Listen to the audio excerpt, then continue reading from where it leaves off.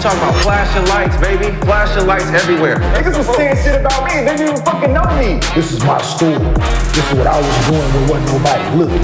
Y'all don't know what goes on in practice or the locker room.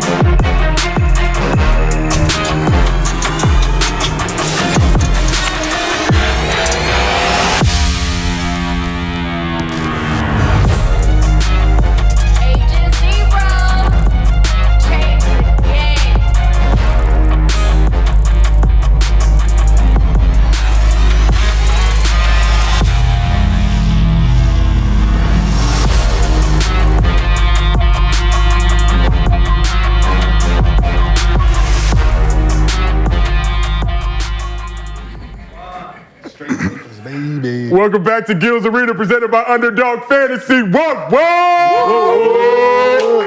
It's Monday, we back. Got a legendary show for y'all today.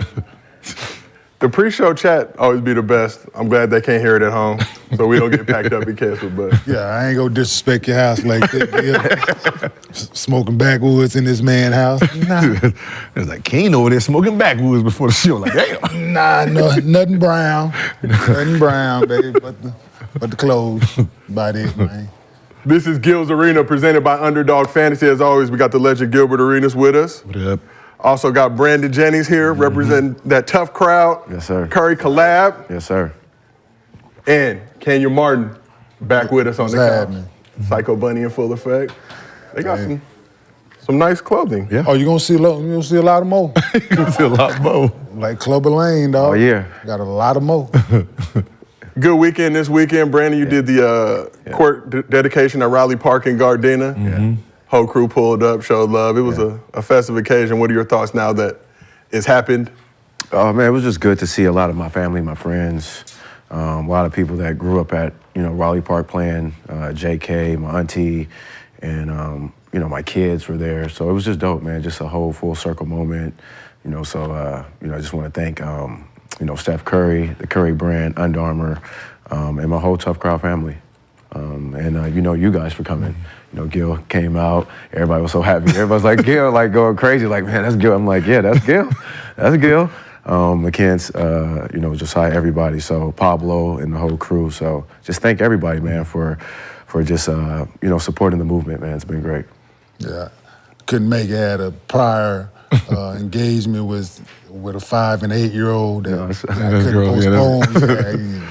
It's funny, every time I'm out and about now, first question people ask me, where Gil at? It's like, yeah, right. We're not taping the show, I don't know. Like, y'all live together. Oh, no, they all live. It was like when Gil come through, it was like a ghost. Like, no, that's whoa. It's like, yeah, man, he come outside. But shout out Tuff Crowd, Curry brand, Under Armour for the court dedication. Yeah. Mayor came up, they gave you a presentation, but we need that key to the city, right? Yeah, we need the key. Yeah. We need the key. So, just tell me, where I need to put the key. More to come. Yo, he inspired, like you, we was talking, because I like that floor they had. Yeah. And he gave me the, what was his name? The sport court people. The sport court people. He gave me that Christian. He gave me Christian's number. So we can try to build some courts. Make Gil's Underdog. Build some courts. In some of the parks out here. Okay, yeah. Underdog, you heard it. Underdog, yeah. Get that checkbook ready. I don't know who's gonna design it. Yeah, let's do it. Let's do it. We need one in, we got the cool little court in the studio though, but. Oh no, this is getting changed. Okay. Yeah. We're gonna have we're gonna have the real one. We got the real one now. Well, we got a jam-packed show for y'all today, and two-time NBA champ Norris Cole. We had so much fun on Thursday. He's coming back into the arena today to chop it up. But here's what we got cooking. Clippers still winless in the Harden era. But what adjustments does Ty Lue need to make to get them back on track? Draymond got ejected this weekend after getting into it with Donovan Mitchell, but do Dre's antics help or hurt the Dubs? And KD says friends compete harder against each other, but is that facts or cap? Before we get into all that, as always, this show is brought to you by Underdog Fantasy. Do us a favor, keep us on the air, download the app, use promo code GIL. You missed your opportunity to get that $500 deposit match because you was lacking, but you can still get a $100 deposit match. And Gil's got some other things he's cooking up, but we'll talk about in the near future. But we always want to show love to the fans, so we appreciate y'all. Make sure y'all download the app, promo code GIL. Help make Underdog Fantasy the top fantasy app in the game. And we do MostlyFans at the end of every show. So go ahead and drop a good question. I'm not gonna do the sexy voice today. I don't feel it. But drop a good question. If you include your underdog username, we'll give you a $50 bonus into your account if we use it on the show. I don't think it worked that way, Joe. Listen, just tell you, just don't work that way, dog. Every time they play the music, you gotta do it. It's white told that. Hey, stop that shit on there. That's what it is. That's what it is. Voice. She said, don't be doing that sexy, but that's only meant for me. And if you send a video of submission to mostlyfansgill@gmail.com and include your underdog username, we will give you a $100 bonus into your account. I was about to be in the doghouse. I'm trying to do my Theo from 92.3 The Beat. But and if you can't watch the show live with us, as always, we got Apple, Spotify, wherever you get your podcast from. Get the audio version too. Not as exciting as the video version, but a nice accessory. Watch both. That's what I would do if I was you. So we're going to get right into it today. Got to talk a little Draymond. Draymond was ejected from the Warriors-Cavs game this weekend after taking a shot at Donovan Mitchell. Mitchell returned the favor on the next play, and both men got into a heated altercation. So let's take a look right there. You see the Dre shove that started it all off. Officials reviewed the play, gave Dre a tech for his shove. Mitchell was given a common foul. That was Dre's second tech of the game. He got the boot.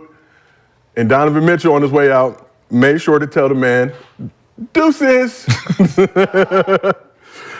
But after the game, Dre responded to everybody that has a problem with how he plays. Posted this on his IG story saying, quote, I'm in year 12 and y'all still telling me to stop being Draymond. Don't get a tech. Blah, blah, blah. 12 years later and y'all still trying to coach me on how to be me. I am better at being Draymond than anybody. Imagine if I told y'all how to do your job. You look at me crazy. I thought y'all should know how dumb you all look trying to tell me how to be me. If y'all had some advice for your own lives, the world would be a much better place and you would be far better at your job than your mediocre outputs. Happy Sunday, good people. Right back at it, like an addict.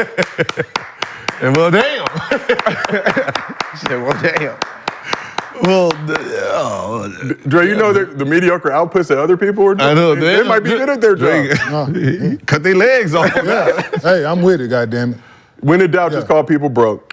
That's basically. Basically. You said it in a nice way. Politely. Respectfully, shut your broke ass up. Let me be me. But Gil, start with you. Does Draymond need to chill at this point in his career? I mean, did Dennis Rodman chill at the end of his career? He was definitely not. I mean, you know, he's going to go out the way he started. You know, so it's just one of those things where, you know, that's how he plays the game. And, you know, that's between him and his team, you know, mates that, you know, if he's getting texts and it's costing him games, that's that locker room, right? You know, so far they got 4 championships on him playing the way he's been playing and doing what he's been doing. The fuck are we going to say? Yeah, I mean, I'm with the same. Like, what are we going to say at this point? So, just keep being you. It's all right. It's got you for a ring. I mean, it ain't hurting that bad. It's not like it's, you know. So. I think he might have gotten away like one time. He got suspended, game 5 or 6 in one of them. 2016. 2016, right? Other than that, you know, I'm with the bullshit. Well. Like, and him making that comment and statement, I'm with that too. Like, man, people need, man, you don't know what's going on out there, man. Mm-hmm. Sit at your desk, shut the fuck up, go home to your fat wife, and chill. Dude, but let's talk about the play though. How do you rewind, go back to something that you didn't call in the first place? No, that's facts. Like that's bullshit. Mm-hmm. And Donovan Mitchell snitching and shit. Like, go look back what he just did. Go look back what he just did. He pointing and shit like. So the next time, see, and I hope Draymond don't, but we are the same mindset, right? Mm-hmm. There's a great chance when they go play in Cleveland, he gonna get kicked out the game. Yeah. Cause he gonna run through him. He gonna do something to this dude, man. That's just the way Draymond think. I'm telling you. Yeah, see that right? Is that the second one or the first one? No, like he went in, so he fouled Draymond so they can go look at this play right here. Yeah, that's what I said. That play has. It's like that play had nothing to do with that. Yeah. You know what's so funny? It's always actually. I was complaining about this last year that don't penalize me for reacting, right? So technically, everything I said, Donovan Mitchell did, right? Like, don't penalize me for acting, penalize the first person first. So this is technically the first time they did it, where they went backwards and say, all right, Draymond started it. Yeah, that's bullshit. Like, that's bullshit. Well, thankfully, Draymond and the Cavs that their season series is already done. Oh, they already played it there. Oh, Yeah, okay, so he can't. So we're gonna have to wait till next year. But Damn. they got it. They done play like quick. back. Yeah. Damn, they put game 2. Yeah. Oh, yeah. Well, yeah, man. Yeah, Kerr echoed your sentiments though, saying he had no idea how you could go back and review a play 2 plays ago. Like They had nothing ex post in. Nah, facto, there you move go, on. snitch. Like, I did that because he just pushed me down there. So what did they give him for the play that they missed? Who? What was that called? They gave us the tech, so that was So the they gave second tech. Draymond They didn't call anything when it happened. So they gave him a tech For the push. When he fell out of bounds, when fucking the boy just fell out of bounds, they gave him a tech for that. And that was his second tech? Yeah. To kick him out of the game? Yes. That was Dre's second No, tech. that's collusion. You can't do that. No, you can't do that. Like, that's Yeah. collusion. You're tampering with the game. Exactly what they did, though. What's the difference between Yeah. What's the difference between like Yes. over and under and rigging the game? You can't do that. Same thing with Giannis shit. Same thing with the Giannis tech. Wow. Same shit. Adam Like Silver the said, NBA, this no, is you league. can't do this. You can't allow this. And then they did Where it. I can go back. back. A referee can go back A play and that they didn't call- manipulate the game. That they didn't call anything on. Yeah, that's crazy. In the world where we already think these motherfuckers is crooked. Y'all suspended the dude for social media defending himself on plays. Like, no, that wasn't my play. And he had to pretend it was his brother. Nothing. He ain't giving no secrets away. He's protected. He's trying to. It wasn't my call, or it wasn't my brother's call. He gets suspended for that. That has nothing to do with like real basketball. And you have plays out here going like this. Yeah, bro. Like, that's the biggest issue here. Like, that's the biggest issue in it all. Referees should not allowed to give it's to the point where we don't know what y'all doing. We don't know what y'all lies are after this. We just know what you're doing in the game, and it's actually affecting. Yes. It's actually affecting the outcome. Absolutely. Right here. Yes. Like everything that happened, with something like this. When the game's over with and they view it, okay, just fine them for that. He gets a fine. Yeah. $2,500 fine. Boom. Keep it moving. And to your question, though, Draymond didn't fucking do anything to get kicked out, so his teammates shouldn't feel any kind of way because that wasn't he didn't do anything. I'm saying, and him being him, after I get kicked out for some bullshit like that, of course I'm gonna act this way. Yeah. Of course I'm gonna be all rambunctious and I'm gonna do exactly all of this because this was unmerited. You didn't call anything on the play. So that's horseshit. So we asked y'all said y'all are cool with how Draymond moves. I'm sure a lot of people are. It has led to 4 championships, but like Kmart pointed out, the only thing better than 4 is 5. And it did cost them that 2016 NBA Finals. In hindsight, him getting kicked out for Game 5 because of trying to punch LeBron in the junk. So, broader question, do Draymond's antics help or hurt the Dubs? Good ask them. Well, I'll go first. I played the same. I played with that emotion, that energy, and that. It helped every team I was on because I was always me. He's always been him. He can count on him. He gonna do his job. Yeah. One thing he's gonna do his job. And if it becomes anything during the course of the game, he deals with it in real time. He's not going into the game thinking I'm gonna get kicked out of I'm gonna get kicked out of Game 5 in the NBA Final and I'm gonna get suspended for Game 5. No, some things were going on either at home or whatever. The heat of the moment got the best of him. He's human. He's human.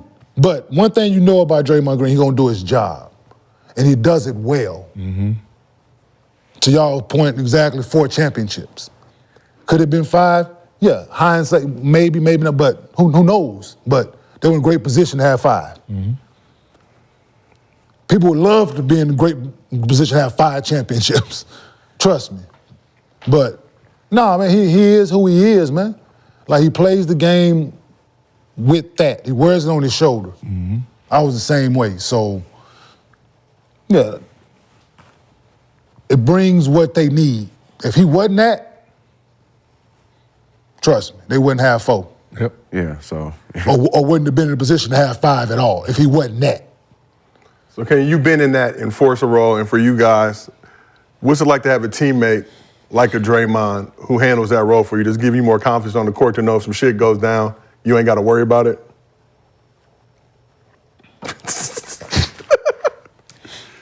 Can you play with Stackhouse for a little bit? I'm just saying. No, he wasn't playing. I haven't enforced it like that. At no point in your career, do you wish you did? Yeah.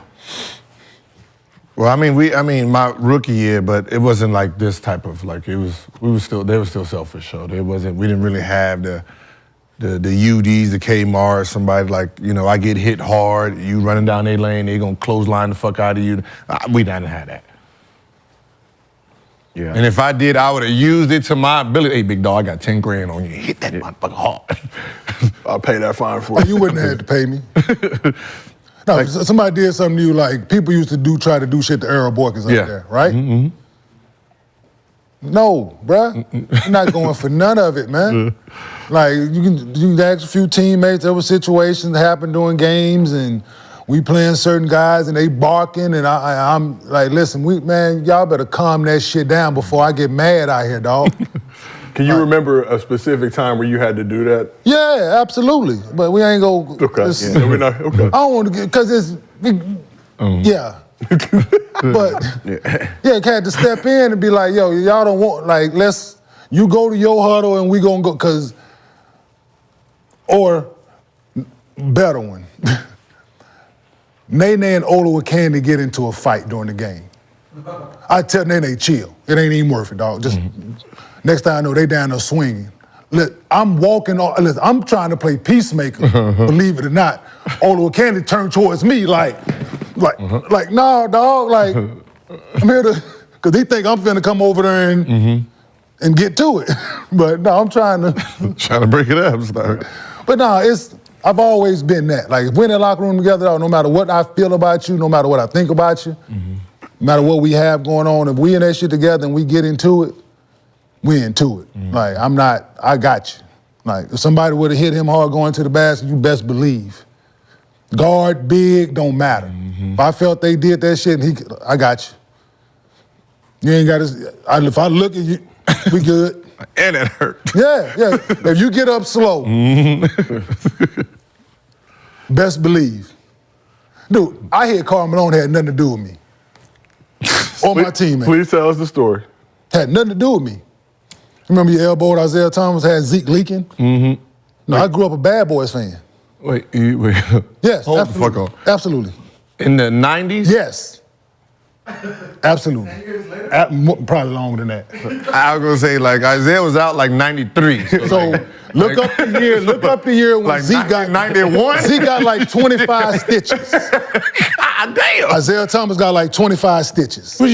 How old was you? 12? Young. I was a Bad Boys fan. I was a Pistons fan growing up. Right? So December '91, I think you gave him 40 stitches? 42. You do. Zeke went to the basket, Carl went right upside it, split him open. I just had a flashback.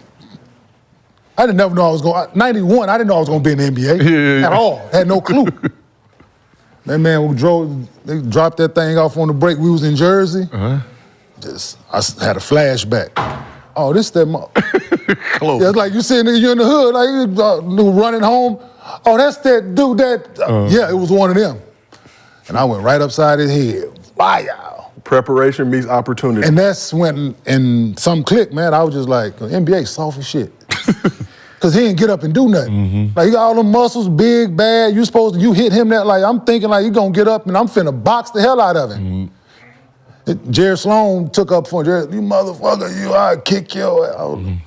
I'll fuck you up, old man. Like, this is... No, you want some of this too? Yeah, you know what I'm saying? No, but it was that. Like, so just imagine if you're on my team.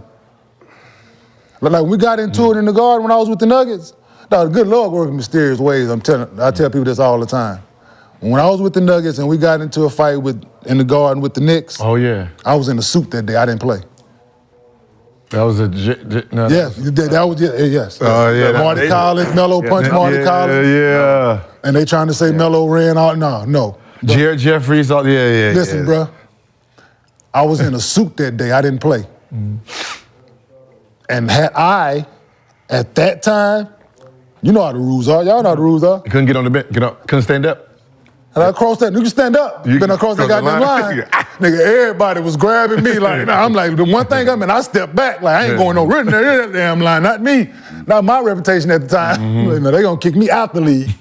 Like, yeah, but nah, I was like, man. Yeah. When the game was over, you know, I went right in the back and changed. Tennis shoes. Man, just in case we get a... No, but it was, man, I wanted all action. No, trust me, no. Yes. That would have been one for the ages. That would have been like one of them 90s joints to, the body slam, Greg Anthony grabbing, body slamming. Yeah, it would have been one of them. It would have been Royal Rumble had I been out there, I'm telling you, dog. So back to Draymond. One person who ain't worried about Draymond is Anthony Edwards. During the summer, Ant-Man said he wanted smoke with the Dubs. What are you looking forward to most of this upcoming season? Definitely going back to the playoffs and going further in the playoffs to go versus the Warriors. I want to play the Warriors. I want to get to the Warriors. Wherever they at, I want to get to them. Got you. Why the Warriors so much? I mean, because Draymond talks so much trash. That's pretty much the only reason. But I like it though. That's the only reason. That's the only reason. That's about it. Yeah. Well, I'm sure Draymond saw that clip, and the T-Wolves pulled up to the Bay for their first of 2 straight meetings with the Warriors, and naturally things got heated. Exception and a foul. And Edwards taking exception to Draymond Green. What you gonna do about it?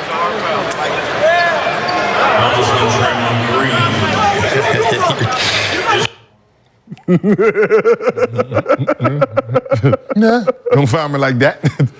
And you know, yeah, that's championship mode to me. So Championship mode. Draymond asked, what you gonna do about it? Well, what Ant did about it was drop 10 points after that exchange, despite an off shooting night, finished with 33, 6, and 7 assists to lead the Warriors to their 6th straight win. But let's talk about the Warriors. I mean, lead the Wolves. Okay, yeah, I fucked up. No, I was just like, he got traded. Nah, I'd be slipping. I just wanted to fuck with you. I know. Don't worry. You gonna get caught slipping to at some point in the show. I'll be ready to retort. No, I'm just kidding. But let's talk about, bigger just kind of moments. Kmart, I'll start with you. I think I know the answer, but gotta ask: did anyone ever try to sun you when you were in the NBA?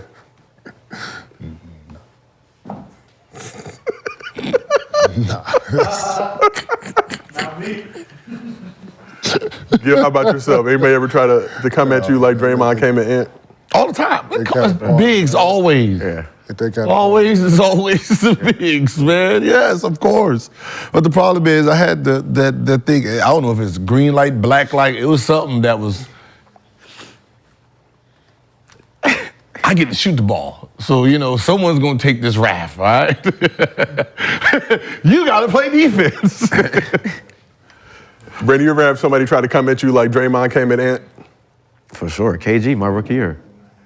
What happened? We were, I think we had just beat Boston, and this is when, I was going through my hairstyles. I had a mohawk with the red, so they was calling me like the Red Rooster. And we had beat them, and I just remember me and KG going back in the locker room, like going towards the locker room, and we was just talking to each other the whole time. Like, just like, little nigga, you know how KG get down. But, KG, and then, of course, like, I was a little instigator, so I would always start it. Like, I would always start talking or something. So I was always into it with somebody, or trying to. I was always trying to find something to get me clicking. Because playing in Milwaukee back then, it was tough, trying to get ready for a game. Oh, I did piss KG off once. It was, when he won the All-Star weekend, 2002, 2003? The MVP? Yeah. Did he win the MVP 2002, 2003 All-Star weekend? Let me pull it up. Ooh, KG? Yeah. I think 2003. Yeah, okay, so yeah. So I won the most improved, I won rookie sophomore, right? So we played them after that, and I'm talking shit on the court. And then he mentions, oh, so you think you the shit because you won a little sophomore MVP? You think you the shit because you won a real MVP? And then like we going back and forth, and then I did a move on him, spun, and then made the layup, and he missed it, right? I said, you might need to take some medicine for that one. Oh, shit. Ooh, that was the last time I drove. I can tell you that. He fucked me up after that. But KG is fun though. No, he's fun. Yeah, he's fun. He's fun. Because like if he can get you, he gonna keep, and then he gonna always remember. He just look at you. He just be trying to look at you and trying to like intimidate you. Does he go down the list of guys on the team trying to find the weak link? For sure. Okay. Oh, for sure. He's definitely trying to find the weak link. That's why he picked on us. Everybody, would you like? No, we I had no problem. That with didn't Kevin exist when we played them, so we wasn't worried about none of that. He's a great basketball player. Yeah. He did that. We'll leave it at that. But he was talking though. No, he just put a name on it. That's all I want to know.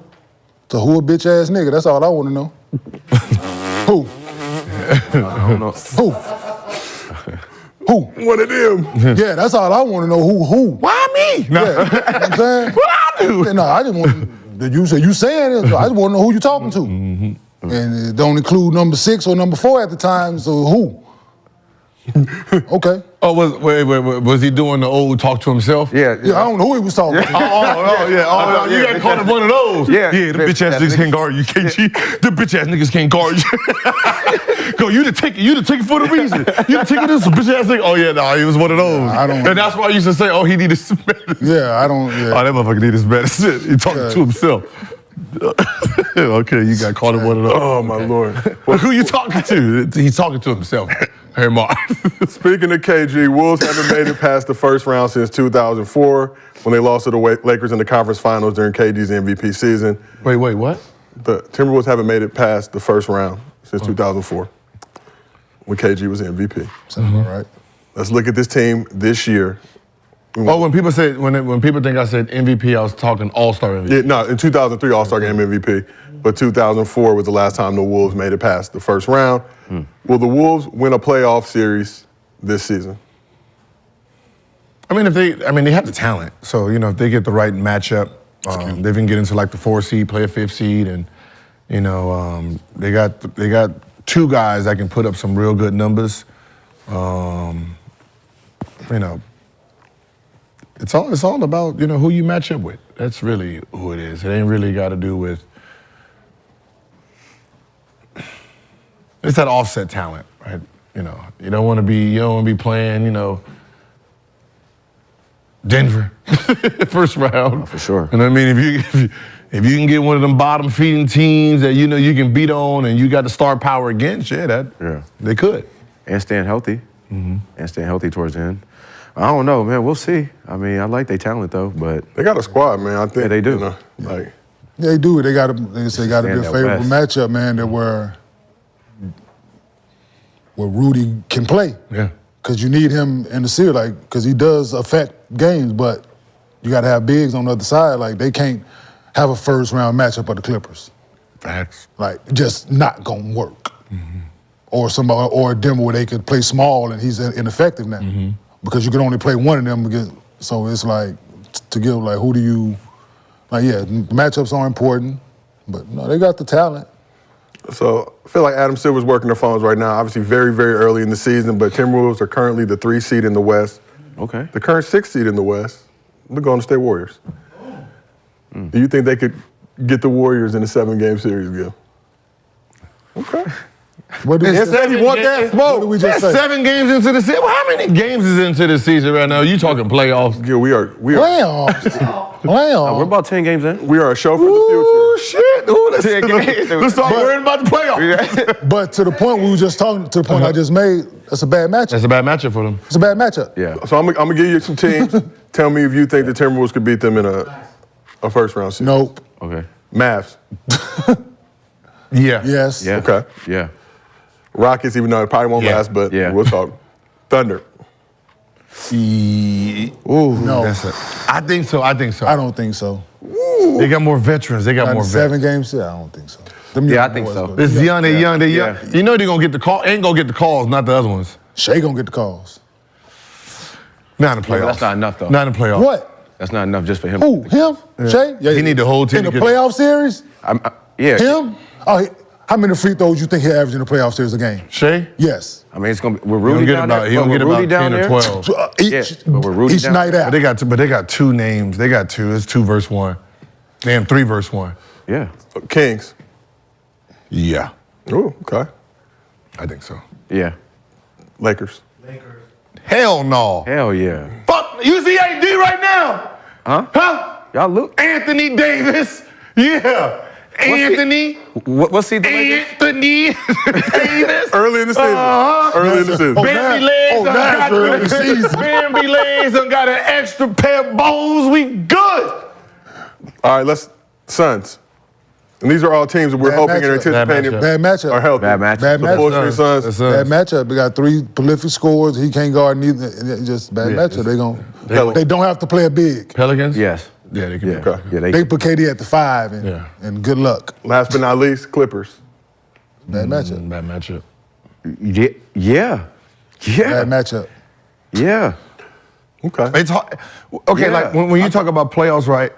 When I talk about playoffs, when I think playoffs, it's really like how much output offensively and defensively someone got to put in, right? So if he's the main guy that can score, do I want him guarding I was about to take James took words Harden right out my mouth. or motherfucking Paul Because George? you got to guard one of them on the other end. Yeah. So it took the words right out my mouth. Now you got to guard one of them on the other end. So you saying by that time they should have figured it out, the Clippers? Because right now they ain't figured it. Yeah, by then, but Yeah, because when I think about it, if we got to guard each other, it comes to the point where we're really burning each other out. So Kawhi Leonard at the 4, y'all rolling with that? The Paul George at the 4. Either one of them at the 4. Either one of them at the 4. You rolling Why with the that? Yes. the 4? Because they only can play Rudy or Cat against At the them. point, yeah, you can only play Rudy or Cat. You can play Rudy or Cat. You can't play both. And they're going to try to play Cat, not Rudy. Because Cat going to guard who? Paul George or... Well, he going to And then Kawhi going to guard him. Yeah. Okay, and then Kawhi can guard, yeah. post. And we already heard Jimmy Butler. Jimmy Butler said it's light work right here. It's light work right here. You remember when he said it? Yeah, I'm rolling with the Clippers over there. Yeah. So let's talk about these Clippers. In this hypothetical playoff matchup. This hypothetical. Yeah. Let's talk about the Clippers, but before we do, we bring back 2-time NBA champ, box fade extraordinaire. Had to chop it down. Norris Cole is back with us. What's up, baby? For the rest of the show. What's up, G? What up, baby? What's up, Joe? Coming straight from a workout. What's up, baby? And damn, I'm glad I almost wore all white Nike sweatsuit. It's getting to the point where y'all got to start fit coordinating. Hey, we got to put they got to put juice in the juicer back there, man. That was lightweight smoke, man. They said, what did they say? 2-time champ should be fucking foggy in here. He should be able to walk out of it. I agree, Gil. Come on. Norris, we appreciate you coming back up. Had so much fun with you last week. Yes, sir. Fans loved the show, loved your perspective. We know you're still trying to get back in the league, so we don't expect you to say too much. And it's my job as a host to keep you from crossing that line. But if you want to get close to it, We're going to keep it real. Let's get right to the line. we're going to let you cook. So let's talk about these Clippers. That's the gun line, boss. Talk about the gun line. Clippers went 0-4 in their recent road trip. Didn't get much better in Harden's first home game in LA. The jawless Grizzlies handed the Clips their 5th straight loss in embarrassing fashion. Clippers are now 0-4 in the James Harden era. Gil, that great-looking offense on paper ain't translated to the court. Let's take a look at these numbers right here. So Clippers are minus 67 with Harden on the floor through 4 games and plus 24 with him on the bench. Clippers fans getting a little antsy right now. Some aren't happy with the move, feel like the Harden trade messed up the Clips' chemistry. Kenyon, you weren't a fan of the trade before it happened, very outspoken against it. Did trading for Harden make the Clippers better? I just didn't see how I could. Just basketball, damn my personal feelings. I'm looking at the basketball. I just didn't see how it could work. You got 4 dominant offensive personalities. 2 good defenders, a little older, but still can hold their own defensively. 1 historically awful defender. 1 guy that puts forth effort. Just call him, come on, man. I ain't gonna sugarcoat the shit. Let's call it what it is, man. Like we all watch basketball though. we're not gonna act like James is. Come on, man. Great scorer. That's James' offense is defense. Let's call it what it is. He put pressure on you offensively, so you ain't got the energy to do. That's what it is, man. But I just didn't see how, and I don't make up those numbers. I don't work for plus minus. I don't work for the analytical part of the basketball. That's not my. But those tell me what it is. Like, it's a small sample size, of course.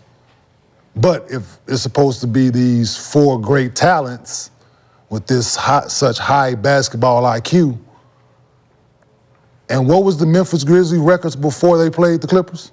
1-6. I think 1-8. I think. Without who? John Demetrius. Number 12. Okay. 12. So therefore, Crazy. therefore, at home, not you at home. With the new banners up. Yeah, so that's. I don't know if you should sound the alarm yet, but you need to get the listen. You need to pull the goddamn thing got the lever on it. The red button got the plastic lever on it.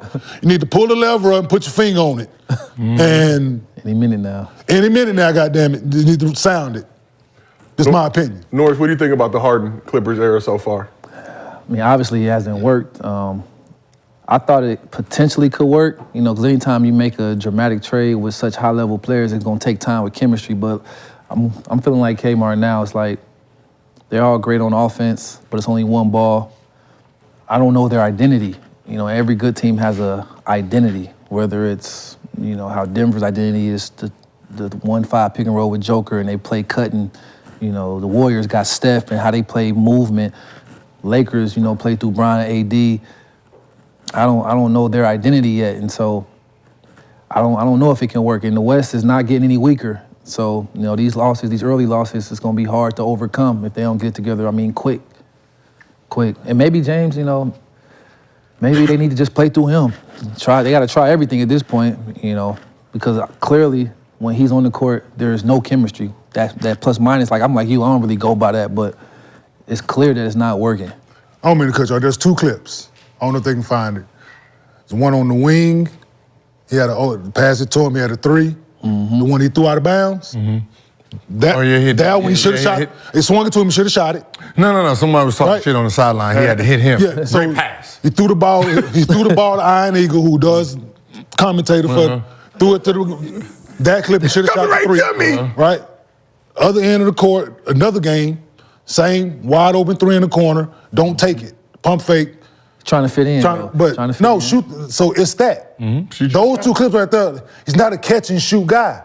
But he can though. He can. But if he ain't touching in 3 or 4 possessions, you throwing the ball to James, telling him to shoot it.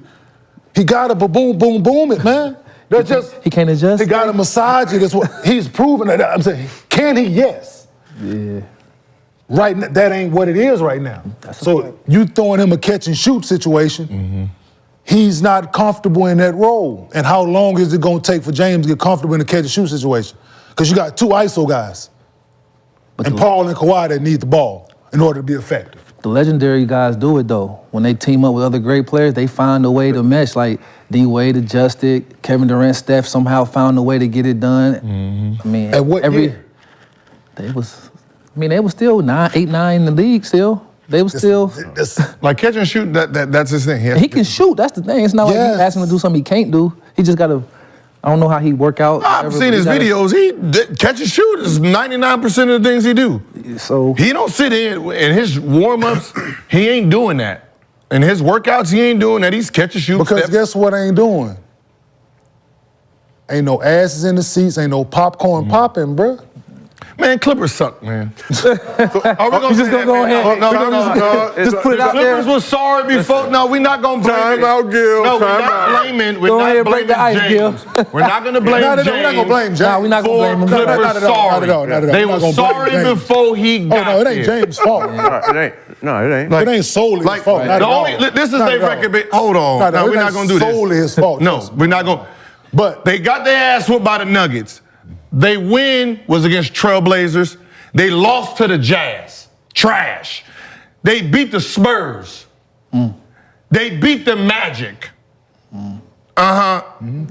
They got their ass whooped by us Lakers. Us Lakers. Understandable. Us Lakers. Understandable. And then Knicks beat them. Yeah. Nets beat they wasn't good before. Like they were losing and playing against horrible teams before he got there. So why'd they make the trade though? Huh? Why'd they make the Because they was losing. They was like, oh, we only really beating on these bad teams, and like that's what I'm saying. But you need your role player. Role players take time to get going. They should have never. Yeah, don't do that. I mean, listen, the trade is the trade, right? But to me, I just feel like they should have never got rid of Reggie Jackson. Who? Reggie Jackson. 10 years ago? When did they get rid of? Reggie Jackson played for the Clippers. 2 years ago. Yeah, 2 years ago. But I feel like he was still a better point guard to play with PG and play with Kawhi Leonard because he knows them. So like, I just feel like Kawhi Leonard and PG, James Harden isn't someone that's who they would go to work with. But James, like, you know what I'm saying? Like that's at this point of their career. But James is they have him at the actual 2. That's what I'm saying. The problem is he's trying to be a point guard still. Well, that's what you have to be. So is that on him? Shooting guard. Is it on him? It's not on him. He has to try to fit in. So it's like the trade is the trade, but that's on him. Don't think like you like Steph and CP3 right now. When CP3 and Steph is together, Steph can't try to be the point guard too. And he's cool with it. Yeah, you be the point. I'm gonna run off this motherfucker. Here we go. You looking for me? Because he's had to share it before. Who? Steph. Yeah. But he's had to share it with KD before, so that's not point guard position. No, but the ball. Yeah. Fuck. No, I'm talking about damn position. the position. We're talking about the ball. Not the ball is the ball. The point guard, but the point guard makes the decisions, correct? What I'm saying is, if Russ is looking for us and I'm getting the ball, I know my 10, 12. I can still get my 10, 12, 15 shots. Yes. If I do it a certain way. Absolutely. Versus you give it to me, now I'm gonna get into my mode. No, I'm gonna come off the screen, you're gonna give it to me. If I'm open, I'm gonna shoot it. If not, I'm gonna try to drive. If I'm not, I'm gonna drive and kick, right? It's an easier method if he decides to be a shooting guard. Fuck that point, fuck your assists. Like you average 10 assists, like you can't do it now when Russ is trying to do it too, because Russ can't be the shooting guard. And Russ don't play the whole game, so when he goes out the game, then y'all keep putting these positions on the shit if you want to. That's wild, B. Like you keep putting the positions on the shit if you want to. It's only one fucking basketball. Like it don't give what position you put out there. You can put point, shooting, small. It's only one fucking ball. And if that motherfucker ain't moving, who? But that's what I'm saying. If it's not, because you play this game, you watch this game. You throw it to each one of them guys besides Russ. Russ might get that motherfucking straight down here. Besides him, Kawhi gonna get it. He gonna give you his, right? PG get it. Bag work. James get it. That's what I'm saying. But so therefore, that's who they. But can they change? Yes. What they have been is what they have shown these first 4, and how long is that gonna take? Right now. What can they do? Because they ain't getting one thing I'm gonna tell you. Everybody they getting right now, they trying to beat them. Got all them names over there. Shit, we finna go out. Hey, we know we on TV tonight. We know we getting this shine because we playing them. We gonna bring it. They lost to the Grizzlies at home. The Jollies Grizzlies at home. But they're still an NBA, but I'm saying. They ain't beat nobody anyway for them. But they beat the other bad teams, is what I'm saying. Kinda. So, Jazz. I mean, it's still only 10 games before the trade, Right. You believe to your point, before the trade, they beat the other bad teams. They're too good. Right? That's all I'm saying. It's just like having Jason Kidd and Andre Miller on the court at the same time. They both can't do the same thing. They're both unselfish, but you both can't be unselfish on a but you team making up that needs some. hypotheticals though. No, we talking about real fucking situations. This is the real one now. But you making up Jason Kidd and Andre Miller. They ain't never played together. I know, but it's the same thing. So, but we talking about real shit. No, it ain't the same thing. Okay, real shit. Real situation. The situation is he can't be a shooting guard. So he can't be a point guard. Damn the position. It's only one basketball. Fuck that basketball. So you can put if you give it to me and I shoot, that's better than me getting it 10 seconds here to give it back 10 seconds there. If you give it to me and I chuck it. My point exactly. So damn the position that you're trying to put on it. But it is my point exactly. No, it's not. You can't have two people massaging the ball. My point exactly, Gilbert. Y'all We're saying the same thing. That's what I'm. My point exactly, Gilbert. Just in a heated tone. That's what I'm saying. But you bring in Jason Kidd and Andre Miller. We talking about a real situation. That's what I'm saying. No, what I'm saying. But The we're reason saying I the did same that thing. is But you because bringing up Russell is a point guard, right? James Harden is a point guard last year. He averaged 10 assists. His mind is saying, let me do it this way because I averaged 10 assists. I'm saying, fuck 10 assists. Just shoot the open shots. Yeah, when you get. I don't need you trying to do what he's doing. We already have a guy there. I have a table. Don't bring your table here. He's not trying to do bring what some food. He's not trying to do what that guy's doing. He's doing what he do. I don't need him to do what he do. I understand what you're saying, but he's not trying to do what he do. He's doing what he do. So they both do the same thing. We're saying the same, but how can they right now? When they ain't never had to. To the point I was making before, you brought up like Steph. Steph had to do it. He shared the ball before. Whether he was a point guard, a shooting guard, a center, whatever the fuck position he was, he had to share the ball before with a Kevin Durant. So therefore, it's easier now for him to play with CP again because he understands. I've done this before. I've been off the ball at times when. So he don't need that thing in order to be him. He can.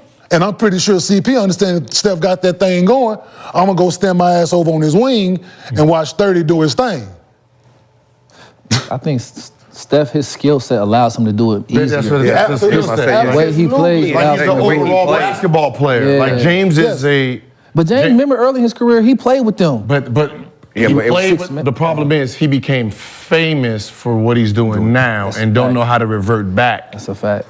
He needs to be more simpler. What happened? What you just say? You said they play on the same team together? Yeah, they when? did. It was back in 2011, 2012. What was James's role with that team? But then Six man. So what happened? He played with somebody that's on the bench. He played with. Well, and who played with Russell? Somebody wanted to do what? Leave. Somebody wanted to leave.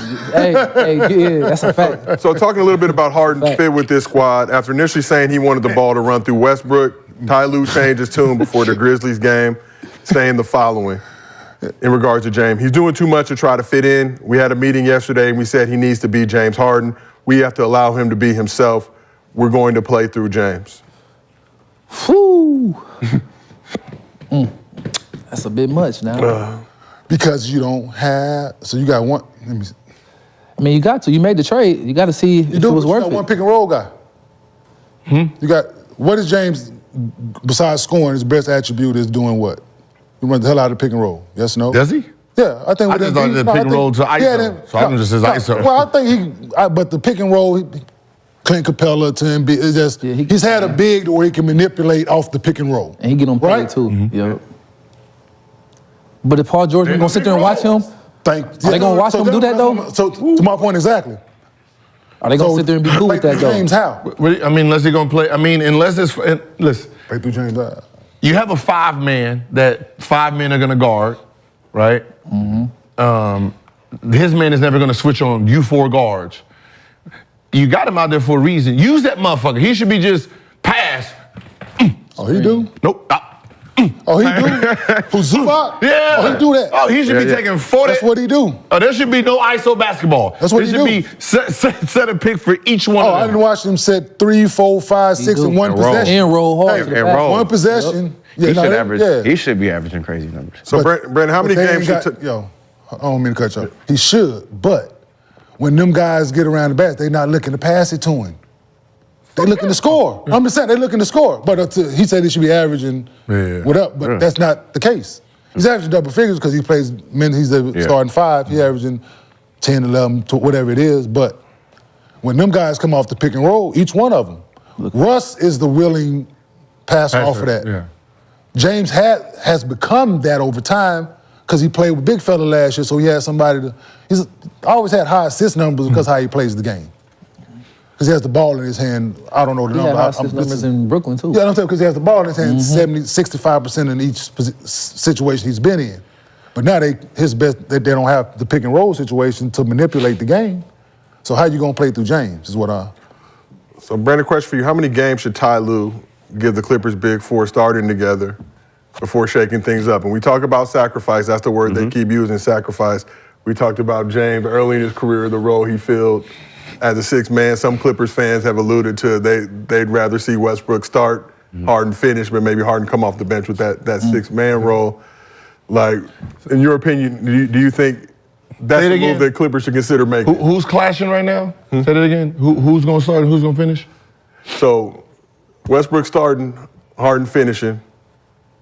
At least that was the last Grizzlies game. I saw that. Yeah, I saw that. So I saw that. How many games you give them before you start shaking things up? I mean, they 0 for 4 right now. 0 for 5. 4 with Harden though. 5 period with the Lakers. I mean, I don't know. I mean, just put it on out there. I mean, you can't lose 10 in a row. Got to do something. You're gonna have to figure out something very fast, especially before the new year. You know, before the new year starts. So they lose 10. Darvin Ham gonna be looking over his shoulder at Ty Lue. Man, staying in the facility. I mean, you're gonna have to figure out something this month of December. Definitely before the new year. Will they ask James to come off the bench though, or will they ask Russ? And that's what it's tough to do. I don't think they can ask James to do that. Why not? I mean, they asked CP3 to come off the bench. He not them though. I don't know if mentally he can handle it. Russ can probably handle it better than James can handle it. Hey, look up the Clippers roster. It's this Let me know what this player number. I think his name Ego. Oh yes sir. Let me know what number he wear. Can't have no ego. Can't have no ego. Let me know what number he wear. Cause you ask either one of them to come off the bench, guess who gonna rear their ugly ass head? That ego. But I thought sacrifice. I thought it was about sacrifice, and we don't care what we got to do to win a championship. So it ain't. Like, Joe's really looking it up too. Joe was like, I just had to bring it back in case you asked me another roster-related question. Now, will this be a problem if James just caught and shot the ball? No. Say it again now? Catch and shoot. If James just caught and shot the ball, like when the corner goes to the corner three and he shot the ball, and he came off pin downs and shot the ball, or he did some flares and shot the ball, we wouldn't be talking about none of this. True. But the fact that he wants to still play the point guard is the problem. So it's either, hey Russ, if he wants to be the point guard, you just got to be the shooting guard, and just when you get it, just do it the Dwayne Wade style. Zipper up, zipper down, always catch it on the go so you can attack. One of you guys have to be the shooting guard for it to work. You both can't be trying to play make. I think someone has to try to be the shooting guard. I'm sorry. One of you guys is going to have to be a fast. It should be James, right? At this time, my career, you're the one who right here. It should be James because he's the one that can shoot. Yeah, yeah. Right. No, like I don't want my Russell sitting there wide open and throw it to the corner. That's not his thing. Right? And so if you're going to put him in that situation where, hey, Russ, we don't need you to average 10 assists, we need you to average 15 points. So when you get it, just attack, right? Just hit it with the D, do the D Wade right now, you know, zipper up, zipper down. We're going to try to catch you on the cross screen and play that style. It works, but the point that I throw it to you and then you and that motherfucker like, give it to you and you. Yeah. Violation. 3, both you need to do the footer. Like, it just makes it. They have to rely more on Ty Lue. This is when you need a system. That's right. I was just about to say that. They got to rely on Ty Lue. We have to have a system. Yes. Harden said, "I am the system." Right. But that system. It's 2 people over there that got rings. Dictate the shots. It's 3 people over there that got championships. You got the assistant DC, you got Ty Lue, and you got Kawhi Leonard. They got to rely on that. And anybody who don't got one of them gonna have to sit back and be quiet. Princeton, they should put that Princeton in, a couple plays of some chins, some fours out. He do what he do, screen. Yeah. Because what it is passing, cutting. You're gonna get a couple back doors. You ain't gotta dribble it. You ain't gotta dribble it. And that shit you ain't gotta dribble. You gotta go from We were both in that offense. So me and like when you think about it, my guards, me, Larry, right? So between the 2 of us, we're putting up 40 points, 10 assists, 10 rebounds. So we're not 1 or the 2. We're both guards, right? Same thing with the 4. So your position, interchangeable. Your position is doing the same thing. So let's say James is on this side of the court and we're doing chins 15, right? And I'm on this side. So like he's on his side, I'm gonna pass it, cut through. His first pass is look at me, cutting through. If not, boom, right into the pick and roll and he can go. You roll, replace, 2-man game. It becomes an easier flow. Absolutely. Then you got the forwards on the wing. Yep. If they want to get a touch, okay, I'm gonna run forwards out reverse. Forwards out reverse, boom. I'm gonna turn that thing back around. I'm gonna throw it to the wing. I'm gonna cut off Zubac. I'm gonna catch that thing on I'm gonna let now Kawhi and PG can catch it on the wing and do their thing.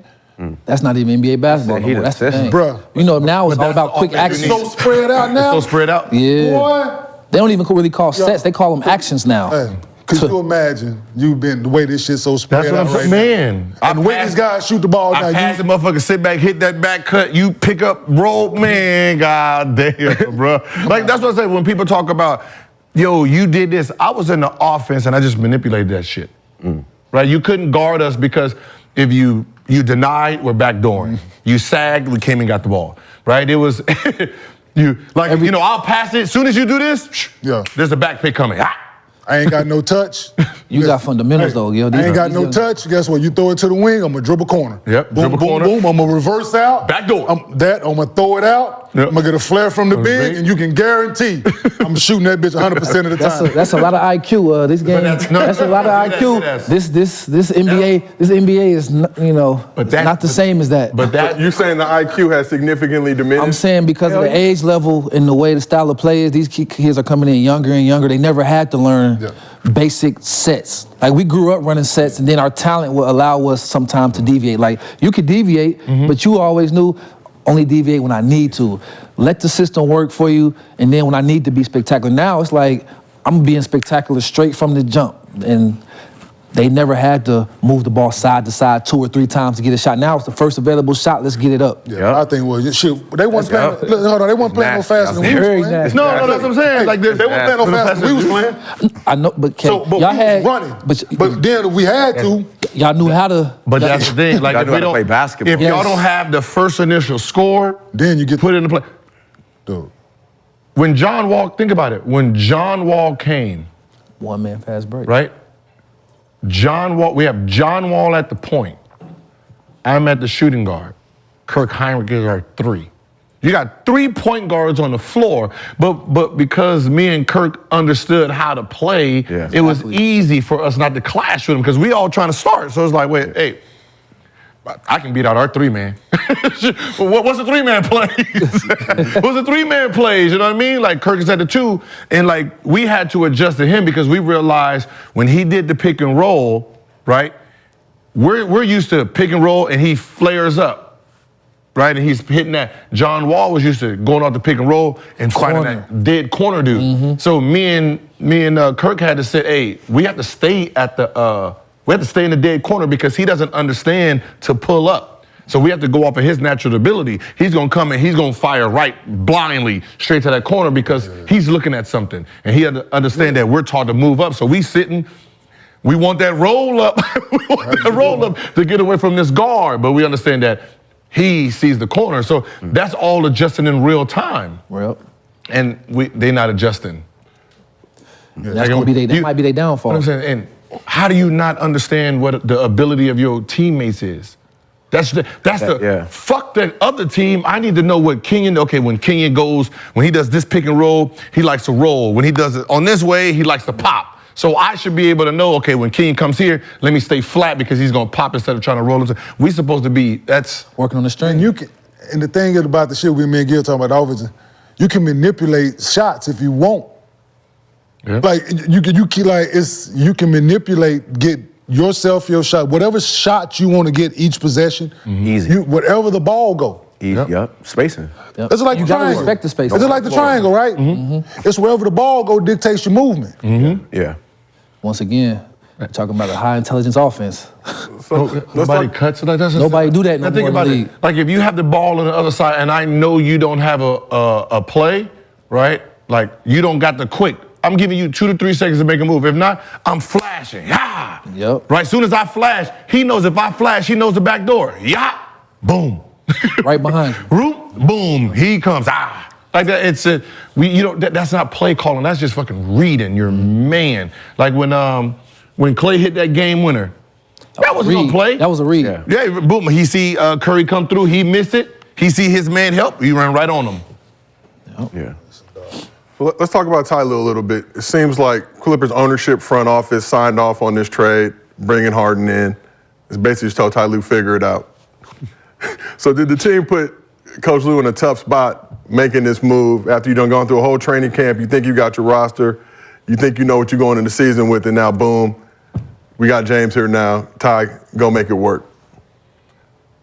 I don't like when I judge like coaches. It's off of subs, rotations, preparation, right? How much is he dedicating to the ATO? Everything. So the record really don't matter because if he's preparing, if the chef is preparing the meal for the meal to be good and it ain't, his job ain't in jeopardy. Right, you can be a great coach. You can have a great talented ass team, and you're a horrible coach. Like when Frank Vogel won the championship. I'm not saying he was a bad coach. I'm about to say, no, I'm not saying he was a bad. Frank Vogel with his mind in his What I'm saying is, I'm not saying he's a bad coach. I'm just saying, all right, they won the championship. He dropped 2 games to the Miami Heat. Your lineup allowed them to win 2 games. You got Caruso, you got 3 guys who are worse than those 3 guys, and those 3 guys is worse, right? They're not good. But because of the offset, you got 3 guys who can't shoot the ball in the game at the same time. Now they're playing 2-on-5, right? You drop 2 games to them, that's a C. You as a coach, you're a C. You're a C plus at best. Damn. Right? That should have been 4 games, get the fuck on out of here. Let's go ahead and beat the shit out of them. But it should have been 4-0. The fact that you lost 2 to this team, that's a C, right? Like you was guaranteed a championship with this lineup, right? Just like Denver was. This is fucking guaranteed, right? So depending on how you play in this game, depending on what your resume for your grade, and I gave him a C. So his preparation is great for me. So So he still gets a passing grade. I rock with T. Lue. Because T. Lue, one thing he's good at, he don't have no ego. He will adjust. He won't, some coaches won't adjust. They'll just say, hey, do it better, do it faster, but he will adjust, but they have to listen to him though. Because like I said, at the end of the day, he's the one that got the chip. He won a chip before, and his assistant coach over there, DC, Dan Craig, they didn't want a chip before, and Kawhi didn't want a chip. So if he does all of a sudden be like, you know what, we're gonna do it this way, they gonna have to say, okay, if they serious about winning. Now, if they ain't serious about winning and they want their shots like Kmart said, then they gonna lose. They gonna keep losing. But I rock with T. Lue, because he's proven. You don't gotta guess if he knows how to win. He has done it before. Yeah, I mean, T. Lue's proven. It's just that the franchise isn't. So taking the job for the Clippers is always a risk. It's a lot of pressure right now, That's the biggest thing. A lot of pressure. It's a lot of pressure on T. Lue right now, man. Pressure meaning he can get fired, or pressure just for winning? He doesn't have a contract after this year, if I'm not mistaken. They didn't extend him last summer, so the Clippers. So therefore, it's a lot of pressure on that man to succeed right now. And now you didn't gave him his hand full of hearts. You playing spades now. He got he ain't got no spades. You like, I gotta make 2 books from this. He get So next year too. But it's one of those damn if you do, damn if you don't. Like, right? He might be like one of these relaxed coaches. He gets it in, get it out. Now when you start losing, right, and you still trying to do what you do, and they're like, well, we ain't practicing, enough to be missing 4 or 5 days in practice. And now you got to practice, over practice, and do some shit that you used to not doing. Well, he kicked their ass this year in training camp because they made the statement that they didn't do enough last year and they felt they wasn't prepared for the season. And who said that? The players? Oh, Paul George said it, and therefore, T. Lue went back to old school shit on their ass. Like it wasn't as bad as it could have been, but he took it back. You know where I would like to see T. Lue if it So don't yeah, work he out worked him with Clippers? Milwaukee. Nice. If the Milwaukee situation don't work out where it's at now, I would like to see T. Lue in Milwaukee. We're gonna talk about that in a little bit. It's just so weird, like something like that, right? Like we didn't do enough in training camp. I would be irritated as a player. Like, what the fuck you do in the summer then? Like, what'd you do in the summer? Speak on it. Like, what the fuck is training camp? Like, training camp is getting our, like, I had to, Eddie used to kill us in training camp when we first got there. And I had to talk to him, hold on, man. Like, I'm in shape. Like, I'm in shape. I don't know about him. What the fuck am I being penalized for him for? Right? Like, as the I'm coming in here, motherfucker, 5% body fat. You know, like, we done did this and did that. Like, if reward the people who do work hard. Right? So, you know, the one year I was like, yo, if we all come in shape and our body fat is down, whatever you write on that board, whatever, and we come in shape, can we just worry more about the offense? Because the offense is hard as fuck. Right? We ain't got Jace Kidd and them over here, right? This is what I got, coach. So if we come in here in shape, instead of spending an hour doing cardio, can we spend that hour learning this play? And then he was like, yes. So everybody came in at the beginning of September and we did our cardio. So the fact that you over here talking about we didn't do enough in training camp. That's professionalism in the summertime. Man, who said that though? Who you say said that? No, I think PG said they training camp, not this, but the previous year, he came out and said they wish it was harder, wasn't hard enough, so some of those. He was coming off of an injury though, wasn't he? Yeah, but but they can't coach, kill you him. taking fact like, yo, I'm trying to save you. He just came off of. That's exactly what he said too. Hey, Pat Riley, can you come on down here? No one would never say nothing like that to Pat. Hey, No, don't. if you ever said something like that, Last question on this subject, Gil. Last week, I think you said that once the Clippers built that chemistry, they could rattle off 20 straight wins, had most prolific offense on paper you'd ever seen. So, are people overreacting to the Clippers' early struggles right now, or are they trash? I don't think so. I think people are reacting exactly how they giving it to us. They looking like some bullshit. It's looking like some bullshit, and they reckon it's some bullshit, right? So, yeah, but you know, if they get that, look, if they once they figure that shit out, they're gonna be running up some scores. Can they finish top 4 in the West? No. No. No. Top 4? Yeah, top 4 in the West. Can they finish top 4 in the West? Hold on a minute before I just open my mouth and say some dumb shit. Let's just say Nuggets taking that top spot. Yeah, right. Yeah, that's fine. So can they grab one of those other 3 spots? Standings, let me see. Yeah. Dallas and Mini. Oh yeah, Dallas and Mini falling. Yeah, nobody worried that. That's us and them Lakers. Luka on. Us and them Lakers. Us and them. Lakers and the Clippers. Yeah, that's What about the Suns, Gil, at full strength? Damn, forgot about them. Yeah. There's a lot of teams. That's what I was waiting on. I was like, you can they forgot finish about top 4? Phoenix? And I ain't sleeping on Minnesota. I think they'll do that. I think they'll. Ooh, I'm gonna say it right now. All right. I'm gonna say it right now. First round playoffs. Lakers versus Clips. It's gonna be some old ass basketball. Old man hoops. Old man. Lakers Don't be so bad. Old man. Lakers is 6. Ron slowing it down. To be honest, I'm sorry. This might be one of them shit. This might be one of them shits where if you got the Lakers, Suns, or Clippers sitting at 5, 6, 7, 6, 7, 8, you don't want to be motherfucker Dallas, Milwaukee, or Houston. Dallas, Minnesota, or Houston. Because the top 6 gets in for sure, right? And then Top 6 is in. Yeah, So what I'm saying, but 7, 8 is still. But if 7, 8 is Lakers, or Phoenix Suns as the 2 or 3 seed, you don't want them. Similar situation to last year. Because We forgot about the Pelicans possibly too, Zion. I mean, if you Denver and you got the 8. If you Dallas Mavericks, you want the Phoenix Suns first round and everybody healthy at the right time? Fuck no. Fuck no. Hey, listen. You do not. I mean, it just depends on how. because Depends on how we. I don't know how about we playing. the playoffs. Not the current iteration. That's what I'm saying. Not the current It depends on how that Not shit start in the clicking, playoff man. Not in the playoff Not in series. the You don't current want iteration. You don't want to see That's the a bad motherfuckers example all though, because healthy Luka and playoffs. Kyrie don't see nothing but blood I'm about against to say, anybody. so- Not in the current iteration, but look But at. remember, if this team is doing bad right now, right, they're losing now. We're talking about like everybody catching their stride. You don't. Nah, that's a scary team. That Phoenix team on. You got That Phoenix team, score at that's least what I said. 120 just to be in the game. Like I said, Clippers team, like you don't want to catch that at the wrong. You don't want to catch them at the wrong time. And your ass been working hard all year to get the 2, 3 seed. You're gonna be sitting there like Phoenix. no, like Grizzlies was last year, Sacramento. and motherfucking Sacramento. Y'all did all that work. Play one of them juggernauts in And the then- first round. Like, God damn. Shit. But that's, I still have a hard time with this 7, 8 seed not guaranteed, man. I don't like it either. No, I have a hard time with this still, man. I don't like it. Like y'all just said it, and it's like with the top 6 guaranteed. Like that shit sounds crazy to me. Because 7, 8, you can still get knocked out, right? That's crazy. Why are we rewarding losing though? I don't get that. You can be mediocre all fucking season and have a chance. You can be the 10th seed and have a chance to make the fucking have a chance, to make it. It makes no sense for no party.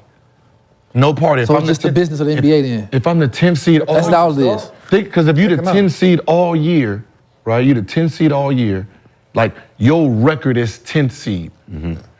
And then you somehow catch a stride at the end of the season and then win a playoff spot.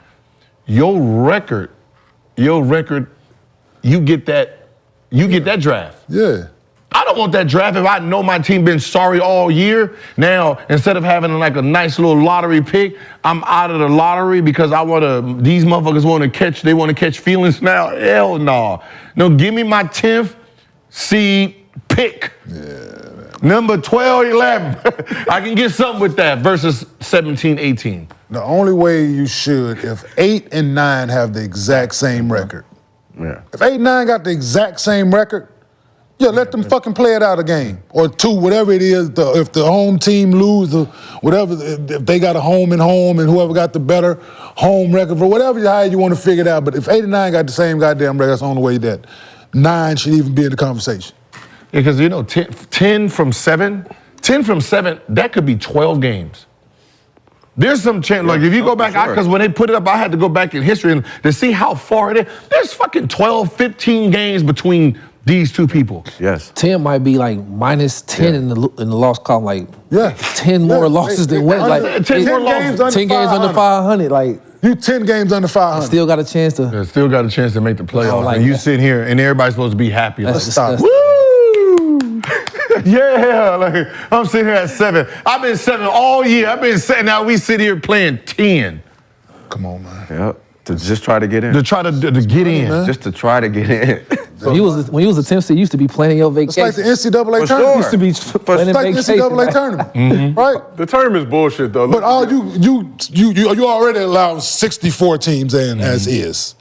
Now you make it the bottom 16 teams got to play for a spot. You got that 3 games, and then it's like I gotta get a 68 small fucking field, too. teams. Y'all gotta Like- give us a chance, Like man. 64 ain't fucking enough. But the tournament, they always talk about that 12-5 upset. It's like, well, it's not us, or you keep fucking it up and putting gooder teams at the 12th seed than the 5th seed. So that's all just for the The reason people can see the upset, motherfucker, we know what team looks better. Yeah, this team is 27-4 for a reason, just because they're in a small conference. No, they're a good basketball team. They lost 4 games all year. Speak on it. Like- speak on that Cleveland State. Speak. That's what I'm talking about. Hold it down for us. Hold it down for us, bro. Hold it down for the small schools, man. Talked about the Clippers looking like one of the worst teams in the league. Hold it down. Shout out Cleveland State, baby. Let's talk about the best team in the NBA right now. We don't want to talk about that when y'all play. I think we was in Hawaii. Yeah, that was nasty when y'all. Yeah. We don't want to talk about that. We'll talk about the years I was there. Some successful years. Some successful years. Don't bring up old shit.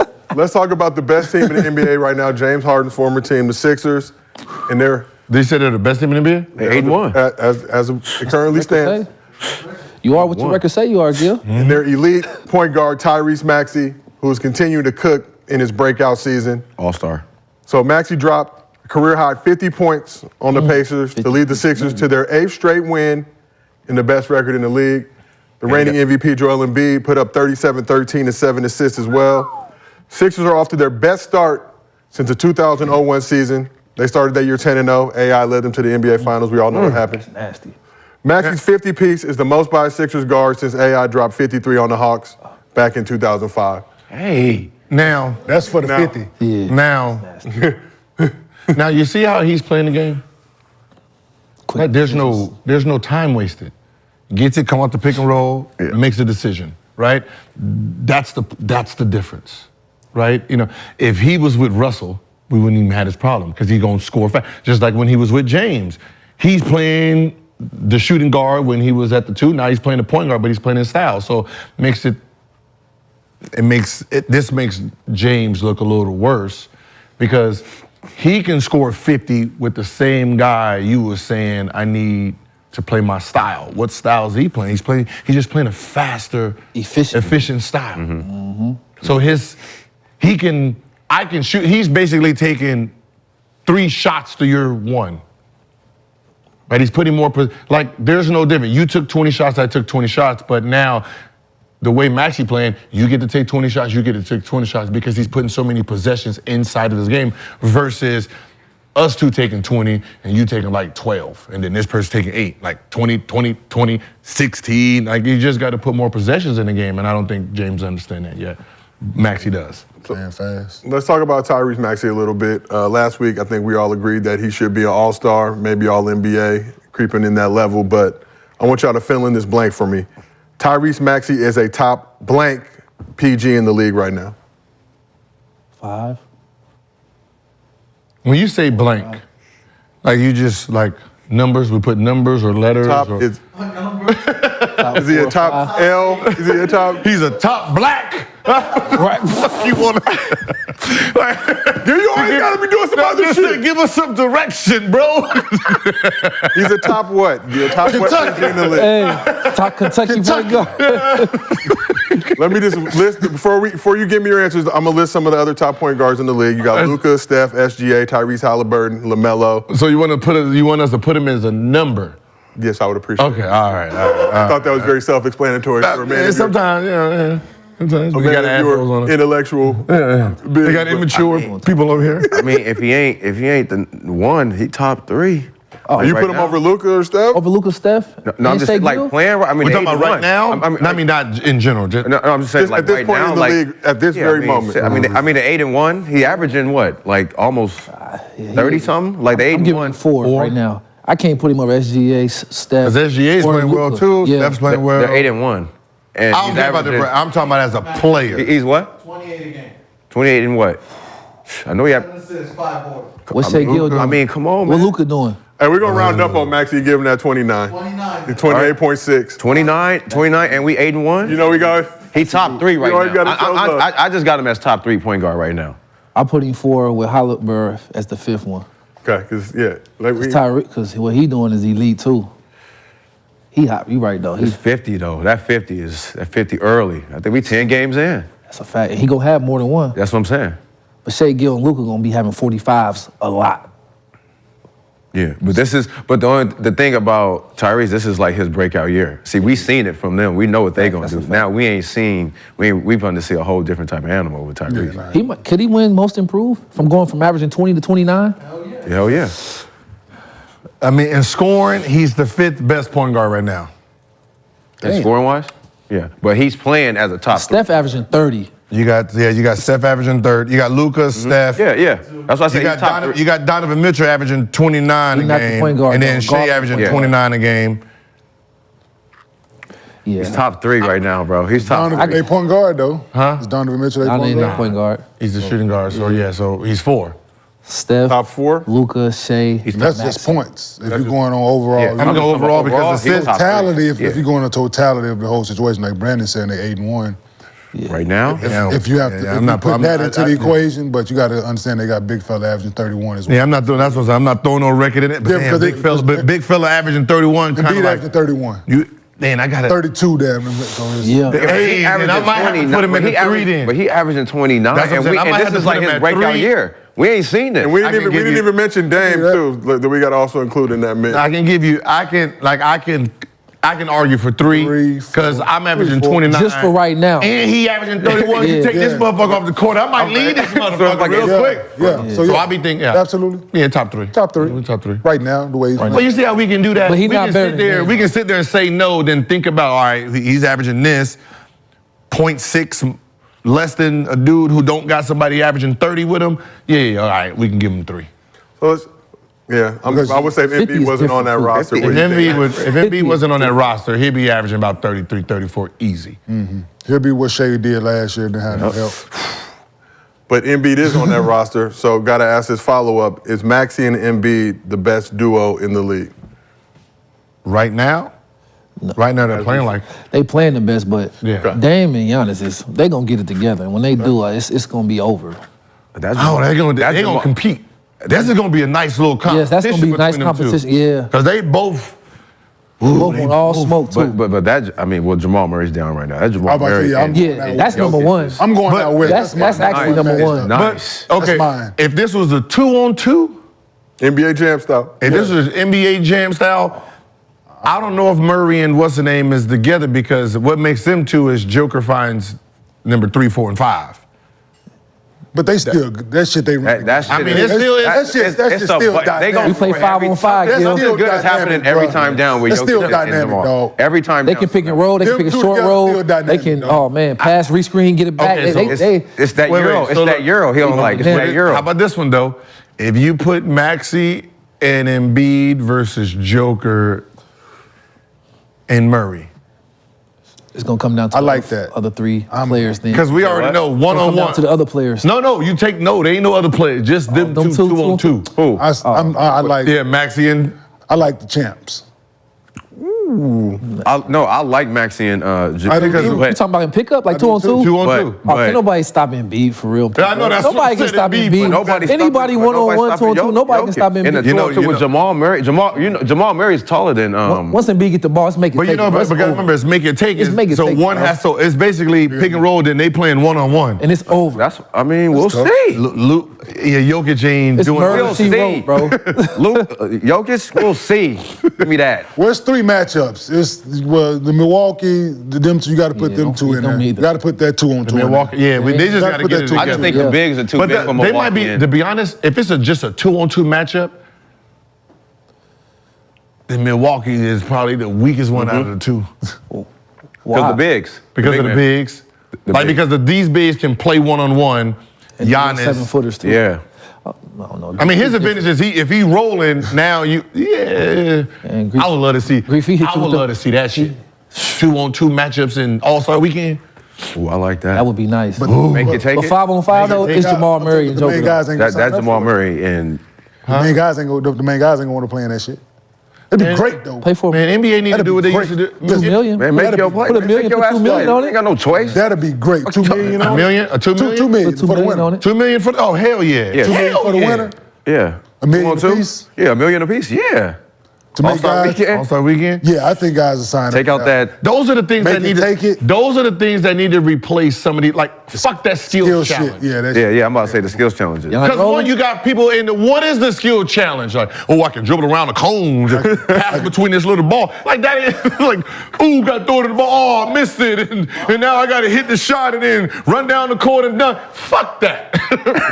Do a one-on-one or a 2-on-2 matchup, that shit is gravy. Yeah, what's the other shit they got with the 3 players in it? You got the different type of shooting, yeah. You got the vet, the guy that's playing now, and the WNBA player in it. What's that shit? Like, what's that? Now we got one old dude can't fit his uniform no more.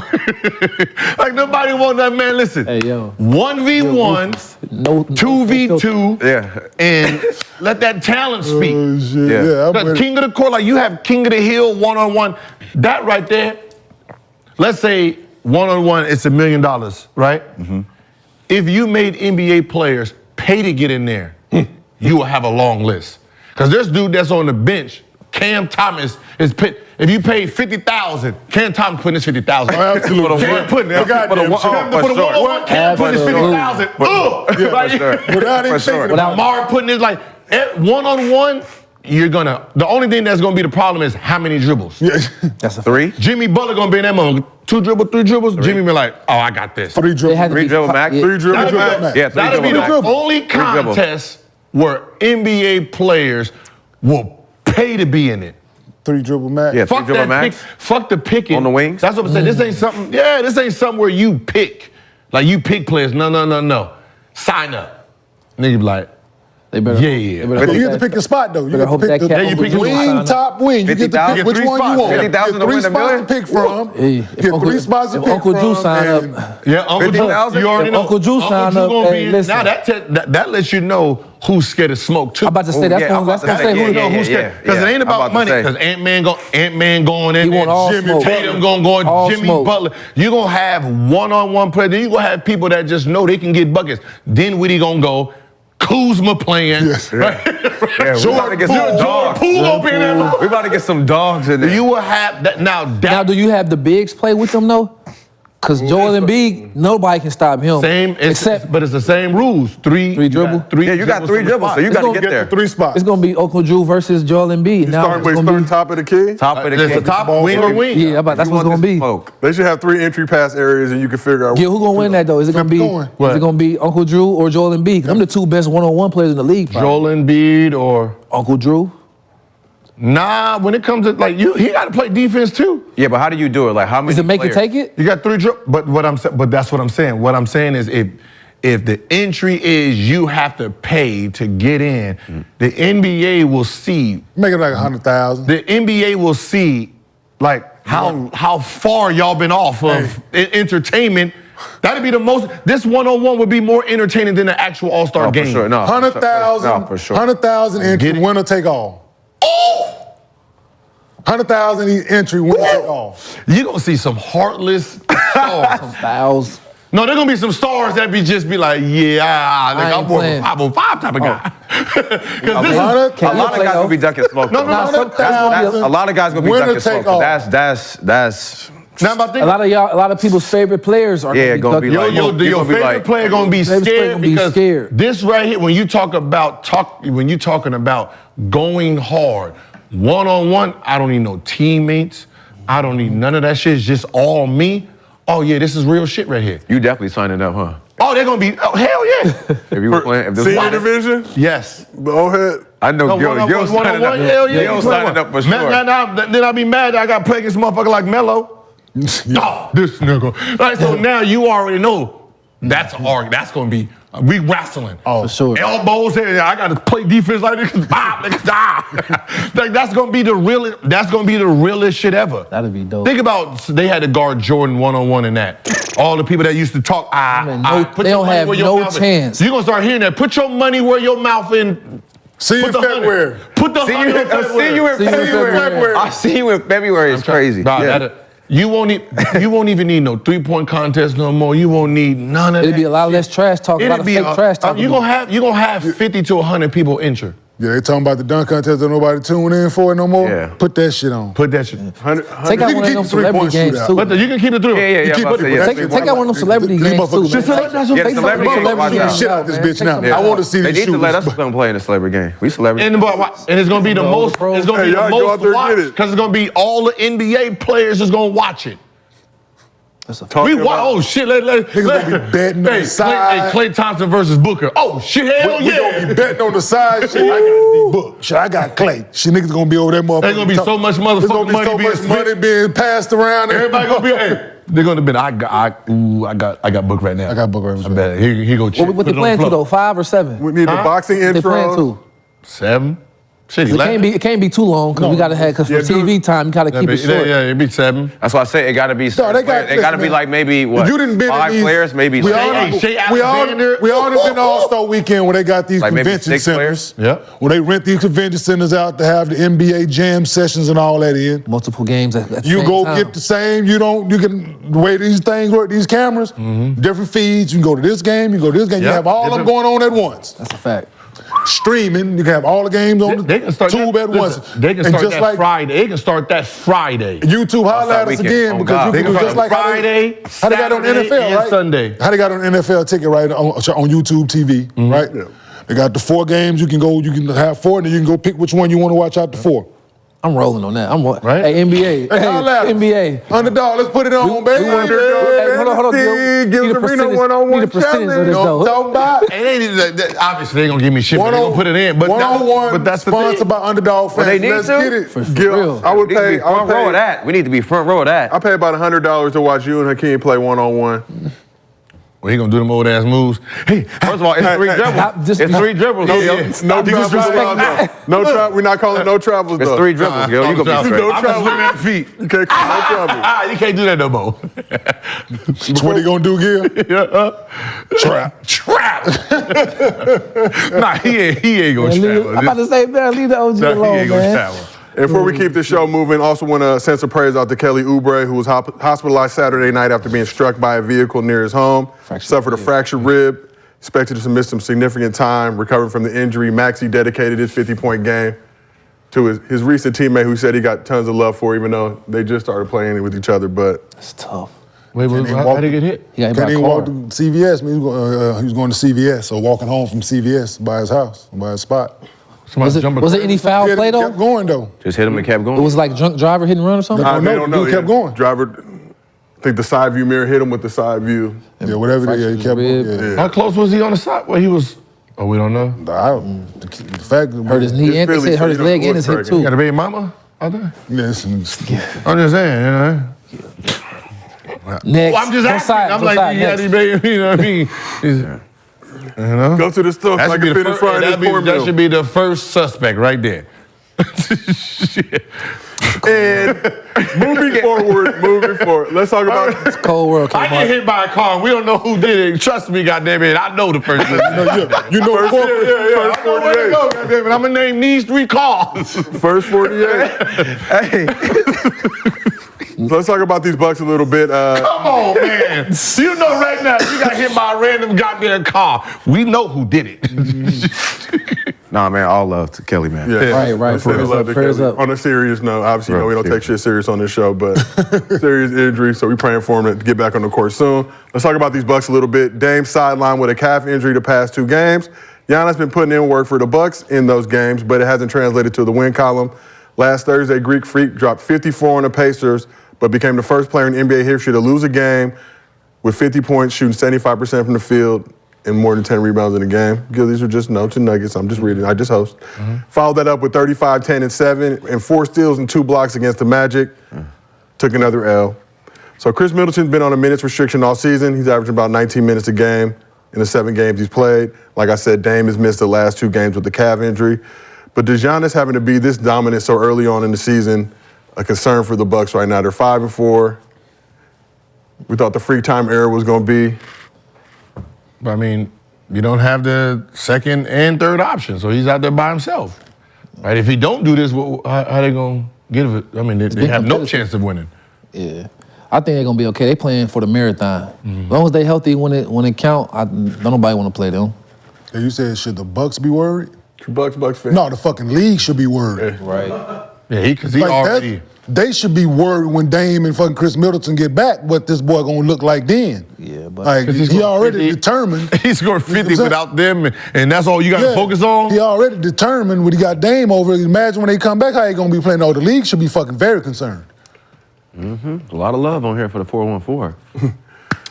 Bucks fans. NBA, listen. Bucks and 6. Bucks and 6. NBA, I'm sorry. I love it. Bring back 8 preseason games.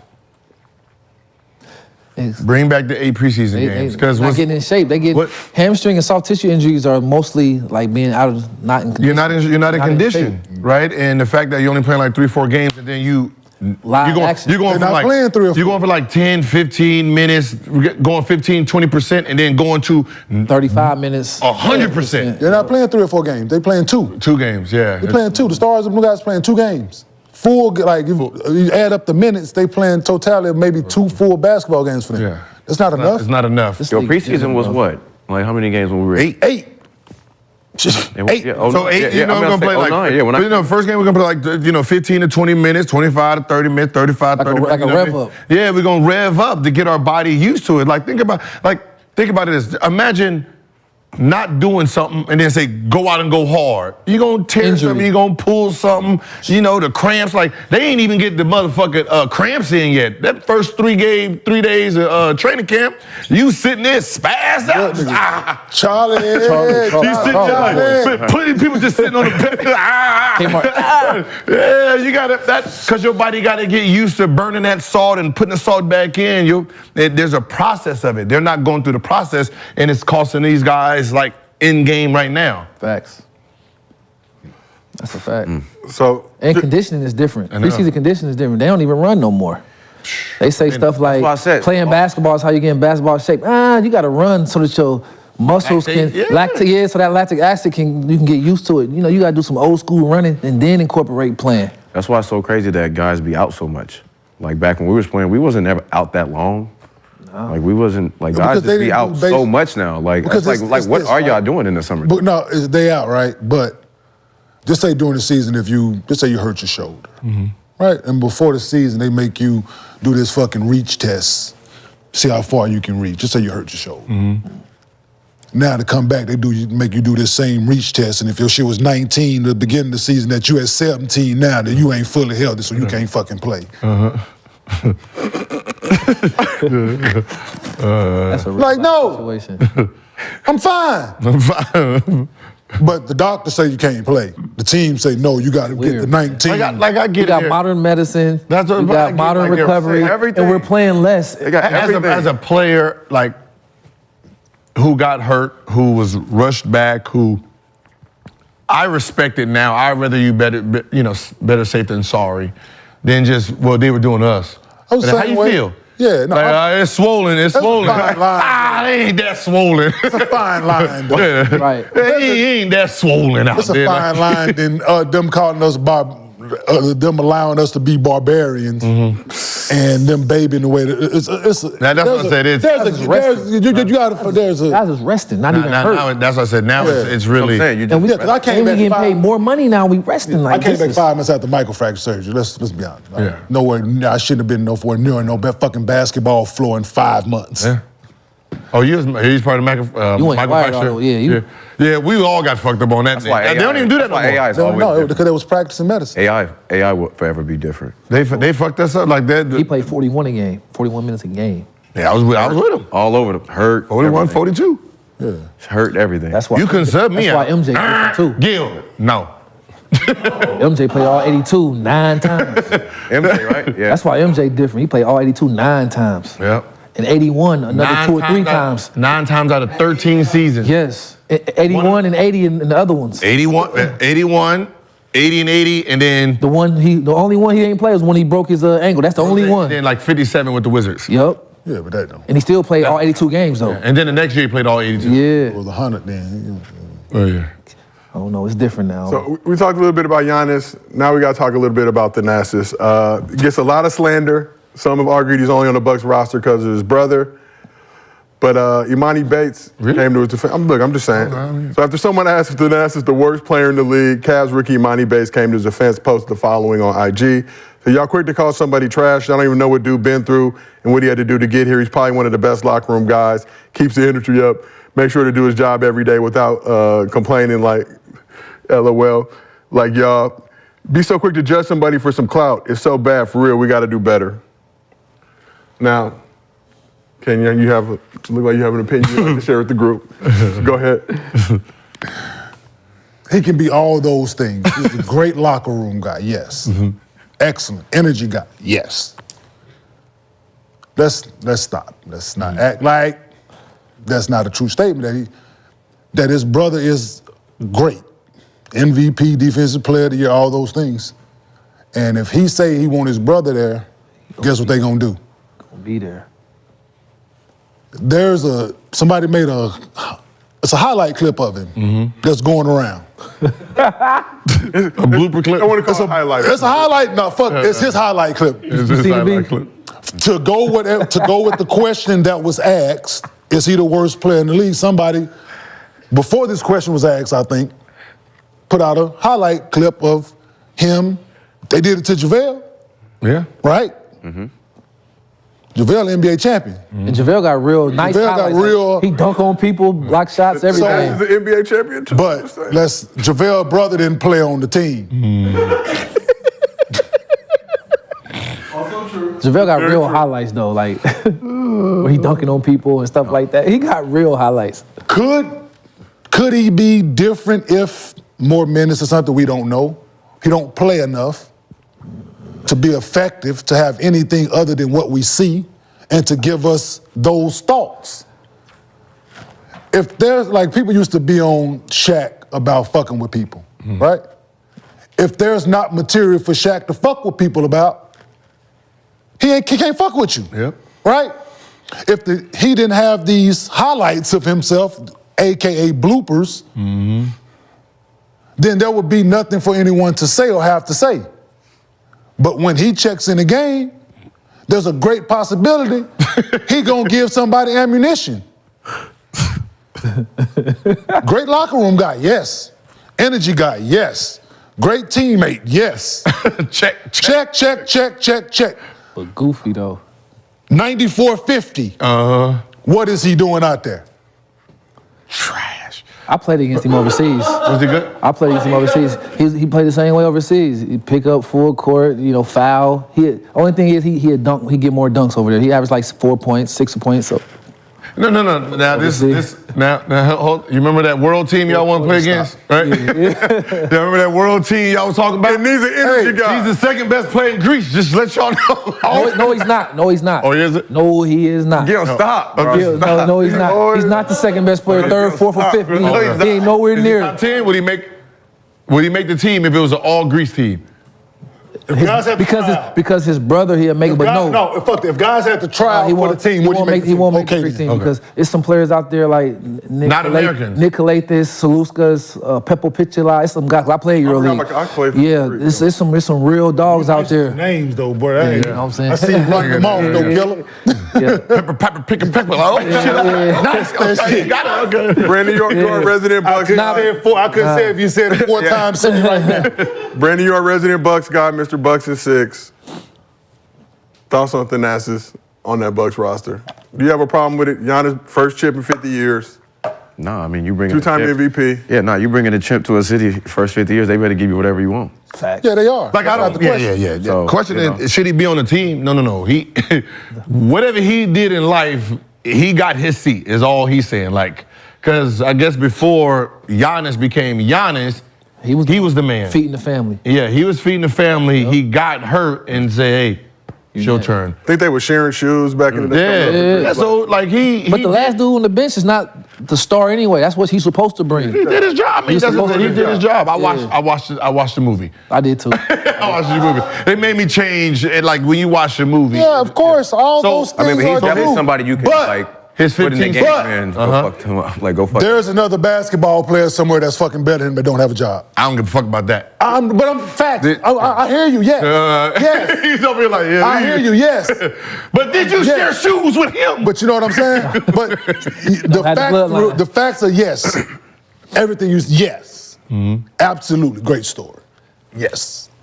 There's a basketball player somewhere that can have that job. Yeah. That's all. I mean, that's all. Listen, we get it, but let's not forget what seed it is. It's number 15. Right. I'm with you. That bitch comfortable. The chances of you getting in this game number 15. I don't give a fuck how good you are. Use 15, so I don't give a fuck if your skill level is 1 or 100. You ain't getting in the game. Let's see comfortable. Yeah. Oh, it's comfortable. It's a lazy boy. That so I'd rather be him so he can help his brother. Yeah. Absolutely. There you go. 1,000. And he definitely be helping Giannis. Yeah, sometimes Giannis be going crazy, and he the only one that can like be like, hey, yo. When he won't leave the court. That's when he won't leave the court. Yeah. He gave everybody the opportunity to go get it. Let me go get him. Let me go get him. Because he is big brother. He ain't listening to nobody else. Let me go. Bring your motherfucking ass. Right. He grabbed him like this, though. Come on, man. Let me talk to him. Let's go to the back. It was between the brothers. Absolutely. No, he is serving his purpose with the Milwaukee Bucks. Yes. Okay. And if you foul Giannis crazy, he'll run off the bench. That's why you have him. That's why you have him. Go check in. Man, I think it was a year or two they got into it, come into the locker room and start cussing out a dude in Greece. Couldn't understand one word they were saying, but they was going hard. He was riding for him. Oh, he's definitely gonna ride for it, as he should. Like, he should definitely be the one to get kicked out of the game. $2 million? Yes. He should definitely be the one to get kicked out of the game, not his brother. He gonna earn his check. If somebody get kicked out, it should be him, not Giannis. Trust me. All right, let's keep this thing moving. Another interesting topic I'm really curious to hear your guys' opinions on. So this weekend, KD and LeBron had to put the narrative that Hoopers shouldn't be friends with each other in a pack. So after the Lakers-Suns game, the Suns Twitter account posted a pic of KD and LeBron smiling with each other during the game. Borderline key-king, to use the word that you guys... Wait, he's saying that they shouldn't be friends? What? No, that Hoopers shouldn't be friends with each other. Who said? So I'm some fans. Okay, fans. I'm doing my host. I'm doing the host thing. They saying it's too buddy out there. So one fan wasn't feeling it, said MJ would never. So he said, I hate this, we all friends laughing through the game shit. It's time to go to work, kill these mofos and keep your foot on their necks. This is one of the reasons why MJ is the GOAT. MJ simply killed everyone in sight. Now, as you guys know, Kevin Durant is a Twitter aficionado, uses the platform quite regularly. So he clapped back at the fan, gave him some free game. He responded, at some point, y'all non-athletes gonna realize that friends compete harder against one another. And then LeBron jumped in as well. He used some visual evidence. Posted a pic of MJ, Charles Barkley smiling while hooping against each other. Now, it could be inferred Bron was comparing himself to MJ and KD to Barkley, but that is a discussion for another day. I gotta say, I don't like that, bro. Do you agree with KD saying friends compete harder against each other? Start with you, Gil. Was it 514? I guess he's never actually played sports or he don't have no friends. Your real friend, you play 2K, that turns into a fight. Right? If your fights ain't turned, like, if you ain't start 2K and then you doing some shit that ain't realistic to your friend and y'all didn't go on the court and then fight after that, y'all wasn't real friends. Right? Like, your friend is the one that knows everything about you, the one that's gonna push all the buttons, and you guys, it's war because you guys don't wanna lose. So your biggest matchups was with the guy that you know the best, right? And that's usually how it was. Like, me and my friends fought all the time, right? I'm not trying to lose to you, you're not trying to lose to me, and end up 21, we gonna fight. And you gotta hear about it. And you gotta hear about it. You lose to your friend, or your brother, or something like that, you gotta hear about it daily. It's the worst matchups. You lose friendships over competition. Facts. I'm cool with him saying he don't like it, but don't throw the MJ part in there. Like, leave that part out, though. Like, whether you friends or not, they will be going at it. Like, when you see KD and Bron play, they don't be out there. I mean, dead ball, they might, catch them, but like, when they be going at it, they be going at it. So I'm not fighting for who's the best. They trying to figure out who the best. One, KD think he better. LeBron think this is. Yeah, I don't like that. No, yeah, I'm cool with being number 2. Fuck out of here. Right. Fuck out of here. Yeah. Plus, ain't no friends when we lace up. We not friends when we out there. No. Even if we do share a smile, that was crazy. But as soon as the ball back in play, at it. We're still humans. Right. Yeah. Human beings at the end of the day. Took the words right out of my mouth. Like I'm human, so my feelings are, it's a proud moment too. Like, you probably grew up with each other, like all type of things. So it's like, of course you're gonna have a key moment. You're gonna laugh. Like, it's like, yo, look how far we've come, or whatever. Like, you're respecting, life. And it's regular season too. Yeah, there are human moments during the basketball. Yeah. We ain't all robots. You are doing the game. Like, as competitive as I am and non-friendly as I am about the game, there are times when you on the free throw line, dead ball. Somebody somebody might say some shit out there that you fight. Whatever the case may be, there are human moments, man. Yeah, like, I get the competitive nature of it. How's the kids? Like, God, I get the competitive nature of it. Yeah, but I'm not into. I heard that somebody was mic'd up a couple years ago and checked in Bron and so told him he was his fucking favorite player doing it. Like, no. That part, fucking no. Yeah. No, we're not gonna do all that till after the game. Yeah, we're not fucking. But they ain't friends. But they ain't friends. So that's what that sounds like. You're a fan. Yeah, you're a fan. So, but other than some shit like that. What did KG do that one time? Damn it. Yeah. Somebody trying to give. He did it one time. Yeah. But they not friends though. They're not friends though. Okay, how about this? Go like he was trying to establish a friendship. Go to Paul Gasol and Kobe in USA basketball. What did Kobe do? Flatlined him. Flatlined him. Mm-hmm. That was for our nation though. But it don't matter. But that's they real friends. But those are real friends. They go to each other's kids' graduation. Those are real friends. But real friends. That's the real thing. Like you're not. Like, because you're not gonna respect me if I don't go hard at you. Yeah. Like Larry Hughes was my big brother. That was my mentor. Look at our games against each other. I'm trying to fuck him up because I know he's trying to stop me. But that's what brings out the best of your friend. Like I've never seen somebody like, hey, dog, let me score. Let me score, dog. Let me go ahead and get this easy. There's a lot of that in the NBA now, though. Huh? Some of that is. But those are not friends. Those are like. Hey, I'm not gonna lie. I seen that high school trial one time. These two trash dudes, but they let each other score to make each other look good. Yeah, I appreciated it. It was admirable. Not them two though. Them two all-time legends. Well, they both got cut though. Even with Michael Jordan and Charles Barkley. Listen, Michael Jordan and Charles Barkley like this, just to show you work. But think about it. Right? They partied every day, they did this. Why are they not friends now? Because Barkley, friendship-wise, said, yo, what you doing over there with that goddamn team? You hiring your fucking friends and the shit getting watered down. Yeah. And as a friend, Michael Jordan, Charles Barkley told him the truth as a friend, he didn't like it.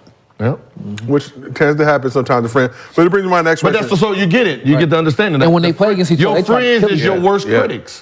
So why do people try to act like MJ didn't have friends around the league? You hear the stories about him playing cards with the Knicks all night during a playoff game. Those are casuals, though. Those are not real. These are people who. But these are people who never play sports. Yeah, though. they fans. No, them is friends. Like, you're not sitting in the room playing cards with a dude all night you don't like. Yeah. It's a fact. That you're not friends with. Or unless you're trying to from the other team, whoever it is, if you don't like someone, there's no way you're going to spend hours around and playing cards, talking shit.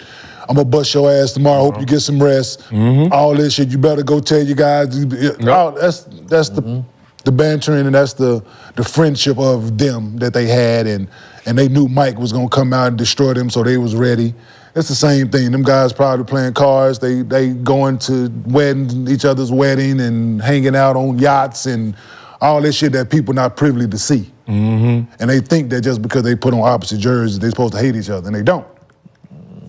But when they play like Draymond Green and LeBron, friends. Who they hitting the balls again? LeBron James. Raymond James Sr. Like, goddamn, we trying to win. Shit. Fuck. And we're going to drink this Lobos after. But that's what I'm saying. They've never played, they've never been competitive because y'all playing video game 2K, that shit popping out. You break your controller. Breaking controller, TV, kicking the guy. That happens. How many times you youngest certain shit turned into slap boxing? All the time. Anything turned to slap boxing. Friends, your close one, no one you around dating. Yeah.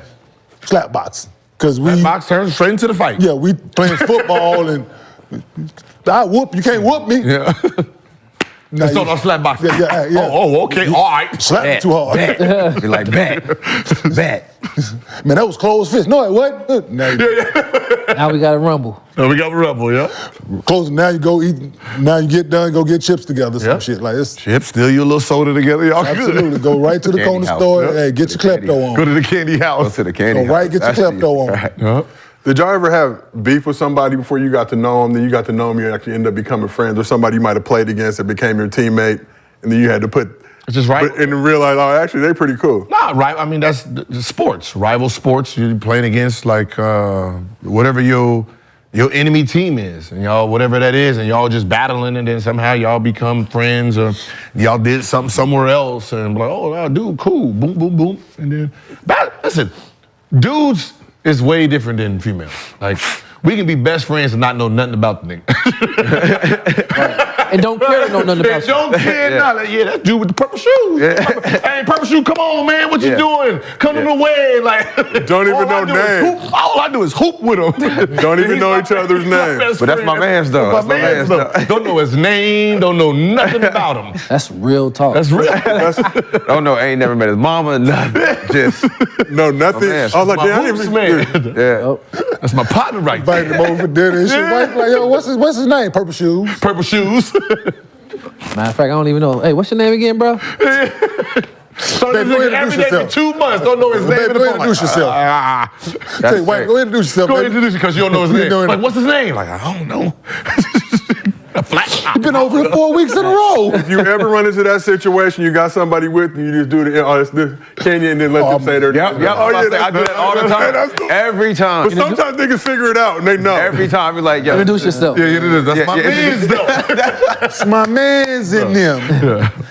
So, Gil, you said Larry Hughes already, but for the rest of the panel, who was a friend that brought the best out of you when you competed against each other on the court? Me, I'm going to say B. Knight. Me and B. Knight been playing against each other for a while. We both was in the same draft, played against each other. Brandon Knight for everybody. Brandon Knight, yeah, BK. And then we played against each other even overseas too, like in the Puerto Rican league. So we've been playing against each other for a while, and we work out together. We got the same trainer, so we play ones in the summer, make sure each other's sharp. So before I knew him, it was a little bit more personal, but like once we started training together, it was like, oh, nah, he a cool dude. Because, you know, once you play somebody on the court and you never know him, you ain't trying to know him while you out there. But like off the court and you like, there's no pressure, it's just man to man, you like, oh, he's solid. That's all, as long as you solid. I don't gotta know everything about it, I just know you solid. You know, if you solid, you cool, ain't no fun boy, like, you don't know weird stuff, like, it's cool, like.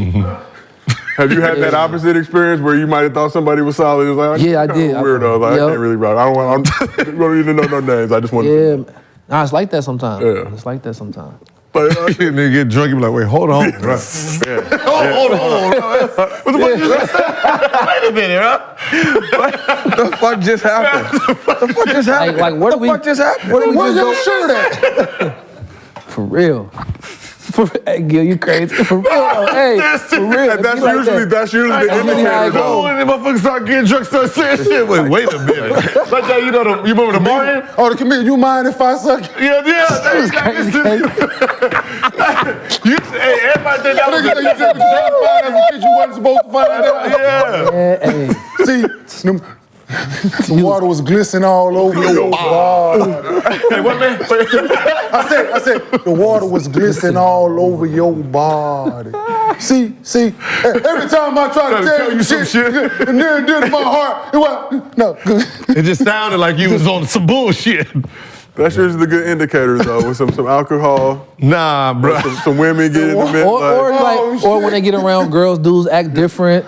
Or like, shit, man. You hang around a guy enough and then you hear him talk about somebody else who's his friend. He like, bro, I thought that was his friend. Look how he talking about him. Like, oh, I gotta know. Gotta stay away from him. But sometimes that friend he's talking about girls fuck niggas shit up too. You think y'all solid partners, then both of y'all like the same girl, then fist fights. Now it just becomes like sly. Keep that private. Pillow talk. Yeah. We don't. Niggas Oh, that throwing nigga you married. what? Is his wife like, wait, hold on. Oh my God. Throwing you all the way up under the bus. Yeah, and oh my God. and reversing that thing. Gil was there. You want to see? You want to see it? Here it is. Look at it right here. Look. Oh, I got that my rookie year by some players. That's They did that to you? Yeah. All-Star weekend. I was like, damn. Okay. I don't even. That's comment. how it is? Family stuff. I don't even comment on it. Yeah. So, King, who's a friend that brought the best out of you on the court? Wow. Was there somebody who could match your intensity? Yeah, no, I played against certain guys. No, this is gonna sound god awful, man. He ain't no friendly. He ain't had no I thoroughly you took. He ain't had no friends. I didn't hang out with NBA guys though. I didn't. In my 15 years, the guys that I knew, like a couple guys from Cincinnati, I hung out with DeMar Johnson and certain guys, but I didn't hang out. If I saw you out, cool, we hired, but I didn't hang out with NBA guys. Like we planned to go trips with my teammates every year. It wasn't in my nature to be that way. I don't know why, but it just wasn't. And for me, and then you played on opposite teams. Mm-hmm. It don't sound bad, bro. I'm not going nowhere with you. That's just how I made up, bro. What's that is? How I made up, man. Who would have been your closest? But we battled, though. DeMar Johnson, right? That'd have been your closest. And y'all don't even play the same position, Yeah. like that. So. But we battled like me and Zebo, battle. Mm-hmm. Like it was a healthy competition. Me and KG battled. Healthy competition. Certain guys like that, yeah, when we see each other, it's a mutual respect always. Always a mutual respect. Now, then, because we was going to bring the best out of each other, no matter what it was. Rumbling, K. Yeah, but I just wasn't that guy. Like, for me to go places with, hang out. That's why he can foul them so crazy out there when they come to the rim. Like the crazy shit, like guys going to other guys' houses, guys go to other guys' cities during the summer, somebody from somewhere and stay at their house and drive their car. Like, that shit is crazy to me. No, seriously, like, I've been around and heard, like, seeing guys out, like, if DeMar Johnson came. But that's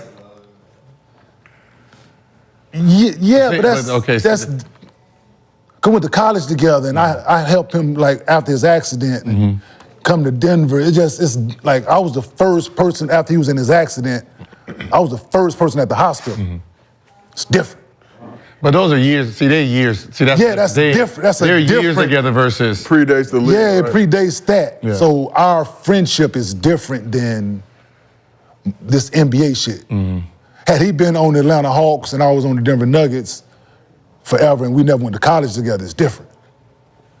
But I never did, bro. To be honest, I'm trying to think of any time that I've never made plan or went somewhere. I went to Melo's wedding. That was it. I never went to my teammate. I never went to opposing teams, like guys waiting on other invitation, like never was invited, never was around to be that. I guess I was looked at in a certain way, like you out there, hey. So you gonna invite King Martin? Nope. Boy, hey, you fouled me crazy last season. Oh yeah, you just closed line. Yeah, Man, yeah, it's personal. So yeah, and the way I played the game, I get it. Like, He said, the way I play the game? dude. Fouled him crazy, then stared But him down. people that like, know me, cool as a motherfucker. But the people that don't, if your only interaction with me was that 94-50, yeah, you probably got a bad taste in your mouth about it. So us hanging out in the off season, slim and none. Yeah, I just got a few minds like Nick Young, Larry. Like if Larry Hughes' boys come in town, they need a ride, you can use a ride. Nick Young, he get kicked out of the house. Come on, man. God damn. Yeah. So I got a few. Yeah, the friendship that I see some guys have. I mean, growing up, did I have friends that maybe I didn't have any? Because I was number one. What about the league? Like growing up, no, seriously. And then I think just my You didn't have no friends that tried to compete with you?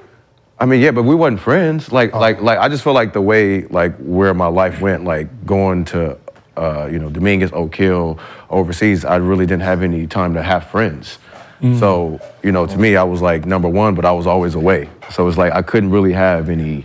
Also, that junior, senior year where you and your friends is really, you didn't have that. Yeah, so you got high school, I didn't have no, I had 2 years at Dominguez and then Oak Hill. It's like I didn't really have a chance to really have any friends. Like, that's on the other side of the country. Yeah, because of basketball. So it's like at Oak Hill, just competing, so. That's fucked up.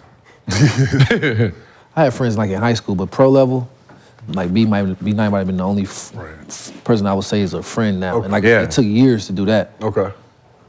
It took years. And this, excuse me, and we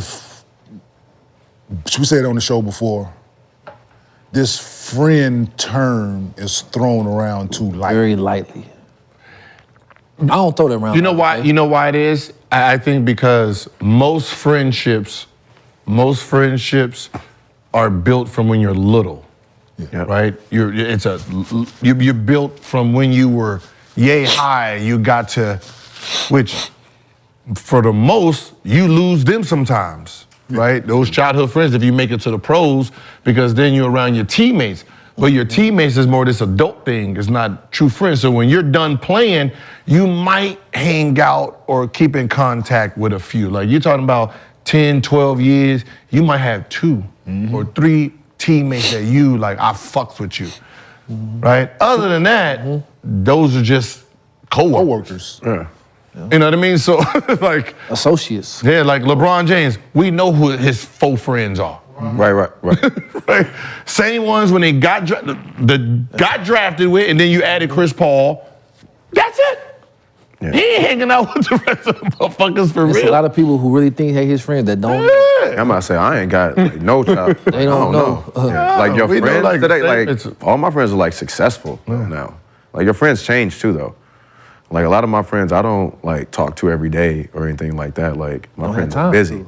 So I don't know. I think I don't know. Some people, your friends might change with your success and like where you're headed in life too. Yeah. Everybody ain't gonna make it every season. I think real friends, like real friends. Yeah. They don't go nowhere. Like it ain't people who use this. Oh, that's my day one. Like, no, that's somebody that's been solid with you from day one. Yeah. Not somebody who you grew up with or somebody who you went to elementary school with and y'all still remain like. Nigga, I met you 3 What's a summers real ago. friend though to you? Like what do you like? Somebody who you share intimate moments with that don't. The one you fight with the most? Who a real friend? Yeah. Fucking Tony Yayo Yeah. to 50. And That's Cam the Mason. That's a real friend. Like loyalty. Don't waver, don't change, don't do shit no matter what we go through, no matter what I go through, no matter what I do, no matter what I say, you remain loyal. Him. From when I met you, you ain't did no fuck shit. You ain't, because of girls, money, success, have-nots, the bankruptcy shit, all the shit that man went through, that man been right there. That's a real friend, in my opinion. That's real. And people throw that shit around and they use it. It's convenient to say that's my friend. It's convenience for people. But true people, True friends. Friends, somebody you can Ride, call. die. You cannot call your friend for a year. Yeah, I was gonna say. And they don't get emotional about it. Right. Because they understand, you know what I mean? This is forever, so it ain't really. But your real friend ain't gonna let that much time elapse. Whether it's a text message or something along. quick. It ain't gotta be, y'all get together. It could be a 2-second phone call, a text message. They just checking in, bro. Yep. Yeah, you don't have incoming calls though, so that's. First of all, you got any friends? Huh? No, I'm just saying, like, you guys are friends? No, because we're talking, we don't, how many friends? I'm here to host. You want me to count all the friends I have? I'm here to host. No, like, they won, like, college, high school? Yes, good. Okay. Yeah, but you also He don't got got no friends. I mean, He don't got no friends. No, I do. I got friends. No, but the people. So as He don't got no friends. So therefore, I ain't got no friends. As life has evolved, right? To your point, Yeah. they say people in your life for a season or a reason, right? Yeah. Exactly. And people who you were around at a certain point of your life, this part of your life, those people change. Depends on where you are and your success, where you live, your demographic, like people's Motives change. People's. That's the thing. It's the motives. It's like the motives. Yes. Like a lot of it is that, but it's people's sense of entitlement change. Man. Like it's a lot that goes into this friendship thing that people consider. But you don't but to go back to KD and Bron, as a public, people don't know those times or what they talk about, how much they hang around each other in the off season, whether they talk on the phone. We don't know these things. So like KD said to the non-athletes, this is not for y'all to understand. First of all, we probably don't even think they even hang out. But if they do it, but it's not for none. It's not for the none. It's not for them to understand on why they laughing during the game. Why do you think when this man walks up and talks that he puts his hand or his jersey over his mouth? The good fellas. It's intimate moments that I don't need y'all a part of. And that's what we have here. It's these intimate moments that average people don't understand. It's not for you to understand. They reach. That's real. Damn, I was talking for a long time. That's good. That's quality. That's what I love this show, when we go off and get into some real spiritual deep shit, because it's bigger than just basketball. Oh, somebody said I'm the uncle at the barbecue. Gil questioning how many friends some of us have, you know. No, because like when someone asks me, it's like, yo, you hang out with your friends? I'm like, no, my friends? Nah, Man, I'm too busy. you don't do shit no more. I'll be right at the house. I don't get to hang out with my real friends. If they ain't at the house, I ain't gonna see them. Like I had some dudes I've met over the last few years who I consider a friend. Yep. Yeah, I'm about to say, yeah, like Over the that. last- Like I'm becoming. Like, you're serious? I'm just starting to trust people more. Yeah. Like I guess I'm starting to a lot of my friends are just successful, and I like that. I like to be around people that are doing shit. Because you know they're not pulling on you. Like they're not asking me for nothing. They don't need They're shit. not, they just if they are hitting me, it's just to check in. It's not like what they can. That's why I asked you, because it's different, because our friends, there's more of this big ass filter. Oh, for sure. And they got to go through Yeah. oh, you asked me for $4, I'm good.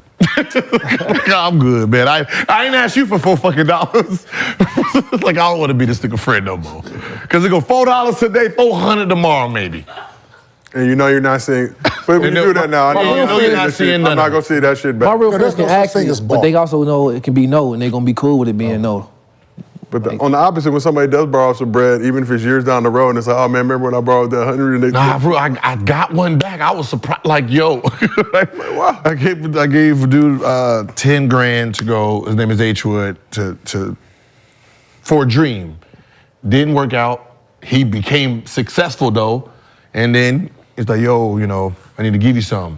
Gave back $10,000. Like, See, that's hard. like dope. he gave me back $10,000, and I felt I owe him money. It's been what, 6 years? He ain't 6 years. forget. He ain't And forget. he gave it to me. I'm like, Awesome, man. That's dope. and I'm like, damn, do I need to get this back? Do I owe you money now? Right, right. Shit. But it was just one of those things. First time. Yeah. So I think just like friends now today that I have that pay for the dinners when we go out. That's big. Like, okay. Yeah, he's like, oh, because you're so used to, shit. But now it's like I'm hanging around friends that got it. It's like, oh shit, you got all. I just like the friends that order within their means. Like they don't use the dinner as the opportunity to get shit that they've never got before. Just order the shit you normally get. If you a chicken tender mother, order the chicken. Order the chicken. You ain't never ordered this shit before. You ain't never. You can't even spell lobster. Now you want it. Let's move on to MostlyFans, our last segment of the day. Ladies and gentlemen, there we go. 94.7 away. I like the fade. So first question comes from underdog username, There Goes Jordan. There goes Jordan. Are the Rockets fake good, or do they have a roster that can keep them in position to make the playoffs? So they won their last 6 games. They're 6-3 right now. I don't think He made I'm not a believer yet. I don't think we care. I think that they're so young that I think just they go on like a 3-4 game losing streak, it can crack. I think it's good now. They got a couple veterans, but they so young. None of them know what winning is. I think just they go on a losing. Everybody trying to get in shape. Yeah. They young legs. Yeah. But Dylan Brooks, they got FEV, they got some guys. It's still it's early. Sengun, your guy. No, but it's still early. But I think the fact they got young guys, yes. But I think the guy who has the ball in his hands, and Fred, gonna help that out a lot. And his relationship with head coach with M.A., I think those conversations and I think if they're on the same page early, like Fred and head coach, I think that could work. Because they got talent. It's gonna take a minute. It's gonna take a minute, but we'll see. You think they stand in to make the playoffs? They give you fucking 10 spots to do it, so fucking why not? They got a chance. You got a chance. You all got a fucking chance. You got a Give you 10 spots to do it. Right. You got a chance. Shit. They got a chance. Yeah, absolutely. I keep forgetting. All 5 of us got a fucking chance. I be forgetting. Shit. I'm setting screens. I be forgetting they got them extra So spots. that's out there right now. That's why we got a chance. No. Screens and rebounds, good on ahead. I can tell you that I can go offense, right? Corner shot, I'm good. We can play zone. You telling me play? I can do some We zone. can play zone. I can still play defense. Don't worry. I'm good then. I ain't got to play. Look, I didn't play defense when I had. You got me and him. We pick up 94. 94 feet for sure. 94 for sure. IQ, high IQ over there. We got, and they give us 10. They give us 10 spots. Yeah. Come on, man. I'm just letting you know it's 4-5 if I'm out there. On both sides. I need a corner by myself. Our next underdog user question comes from Ray Dot 22. How many rings do y'all think the OKC trio would have if they were still together to this day? The Russ, KD, Harden. 1 or 2. Maybe 1. Maybe 1. Maybe 2. Yeah. I'm gonna keep my 1 for sure. I don't know. Shit. I don't know. I don't know because it was a little rocky. It was a little rocky. No, did the Rocky come after that? No, we didn't need to give the Rocky came after. They the one that started Golden State's run. Won and then lost. I Yeah, think when James left, that's when James left, man. and then Russell Power caught when KD went down, and he felt that taste of what he really was. Trophy. Ifs and fifths. Maybe one. Maybe one. I'm saying maybe one. I can give them one if they all stayed. It was just. And then they get one, then they all split for sure after that, though. They definitely split. Yeah, with that talent, they definitely could have. He wasn't beating us, though. But that's just with James, with the James man is still coming off the bench. Wasn't beating us. It was, so maybe not. It wasn't never going to beat us. I don't know. They would have had to get over the Spurs. I know. And they didn't. They never did. Kawhi Leonard. They fit. yeah, because their style of play would have been better for us. Other than the Spurs was kind of like. Because of the time frame. Spurs like Golden State clicked right when everything was falling apart. You know, Spurs was falling apart. Miami, like it was. And Bron just left to go back to Cleveland. So they hit the most. Perfect this storm. team would have been broken up by then. So our last question is a video question. Comes from underdog user Ronnie's Loft 0, and it's for Kenya. What's up, y'all? This question is King Martin. I'm just curious, like, how many fights have you been in the NBA? Have you ever lost a fight? And if you have, to who? Everything from the backwoods beanie. Hey, man. Hey, highlights. Get that man 200, man. Man, what? You get it, yeah. To who, K. Martin? If You was really throwing You was really throwing blows out. Oh shit, man. No windmill, straight firing off. Man. Undefeated. What? I lost some fights when I was younger, but having enough of them, you perfect on how to throw these. Listen, if you've had as many fights as I have in my life, the 1-2 is legal. yeah, man, I'm pretty. I'm not a boxer. Versatile. I'm not a boxer. I'm a fighter. I fight. Like people tell me when I go to the boxing, I got to put my hands on the other side. I'm like, I've been throwing these things this way for a long time, dog, and they quick too. Oh, they quick. Like and that's the thing. I've only had a few in game. Couple other times where I had to. I had to tone it down after the Tracy situation. After me and Tracy got into it, David Stern warned me. But now I've practiced once, couple, yeah. But I'm. Because fights, they had to fight back. So the one that didn't fight back. Yeah, I had one in practice. Yeah, because how about the 20 before where you just had to choke a nigga on the locker? Hey, oh yeah, sit your ass down. You come Yo, fight back. Did he call you? Email. Who was reading emails then? Emails then. Phone call. To the Hey, I need you to come across this bridge. Which one you gonna take? The tunnel or you gonna take the GW? I'll wait. Son, if you want to continue to be a part of this NBA, you'll change your ways. Simple as that. Yes, sir. Yes, sir. I got it. I came from nothing, bro. I ain't gonna fuck this off. You didn't tell him I stand on business? I stand on business, think David. about it, after a certain point, No, I'm just kidding. I didn't have to. Set the tone already. Like, dudes knew, man, he'll fight. Like this, once somebody know you'll fight, the chances of them doing something or putting you in that spot. Like I used to tell the ref, this is true shit. I ain't no name. A few situations throughout my time, we be on dude out there running his mouth or doing some extra shit. We be on the free throw line, the ref standing right there. I tell him, "Miss, you better calm him down, or I'm gonna do it." Be like, "Who you talking about? Him right here." Straight the fuck up. You calm him down, I'm gonna put him in his place. Soon as you to point at me, I'm like, shit. Sorry, Mr. Martin. Yeah, no, but that's I was just really me, locked into the game. I'm not, and that's a lot of dudes around here, man. Like they think Sell about wolf tickets, man. but they think about the suspension and the money and all that. No, man. My respect. You do or say something, I'm gonna get dead on your ass. I deal with it later.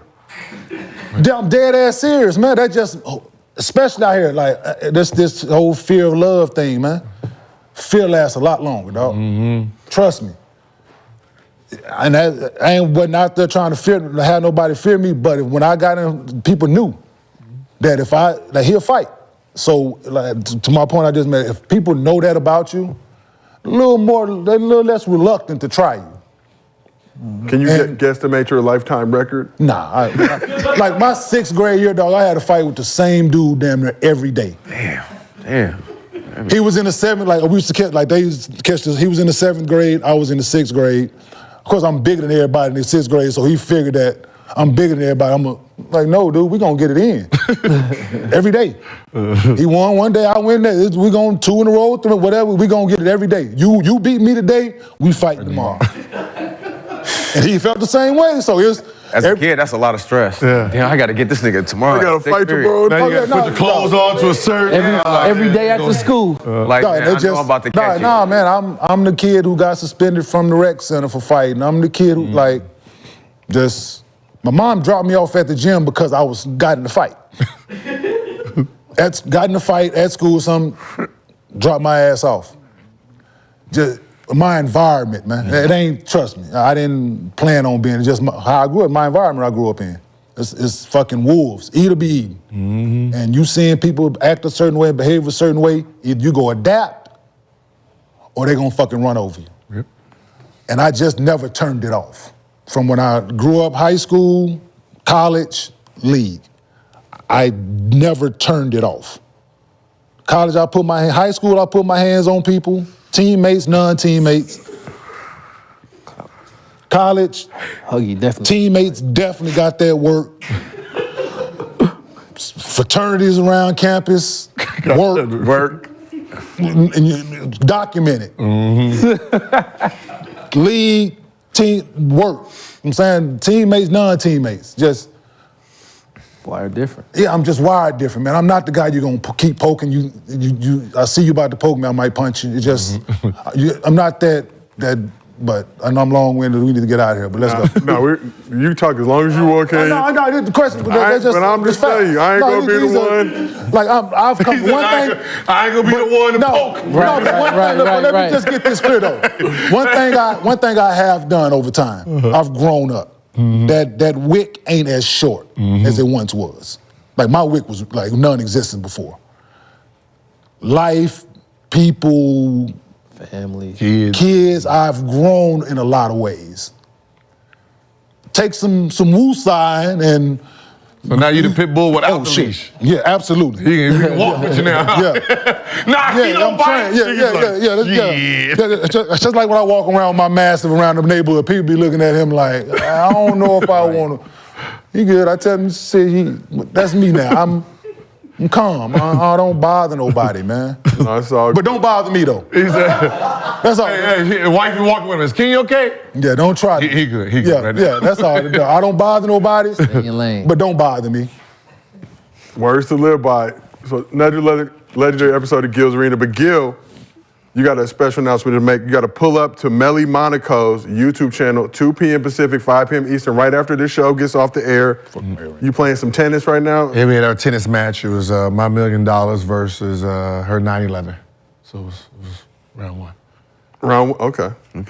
So 2 p.m. on Melly Monaco's YouTube channel.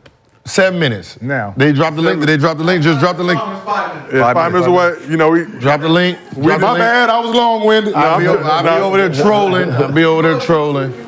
We appreciate the 19,000 plus fans that were in the chat today on the show, getting it in.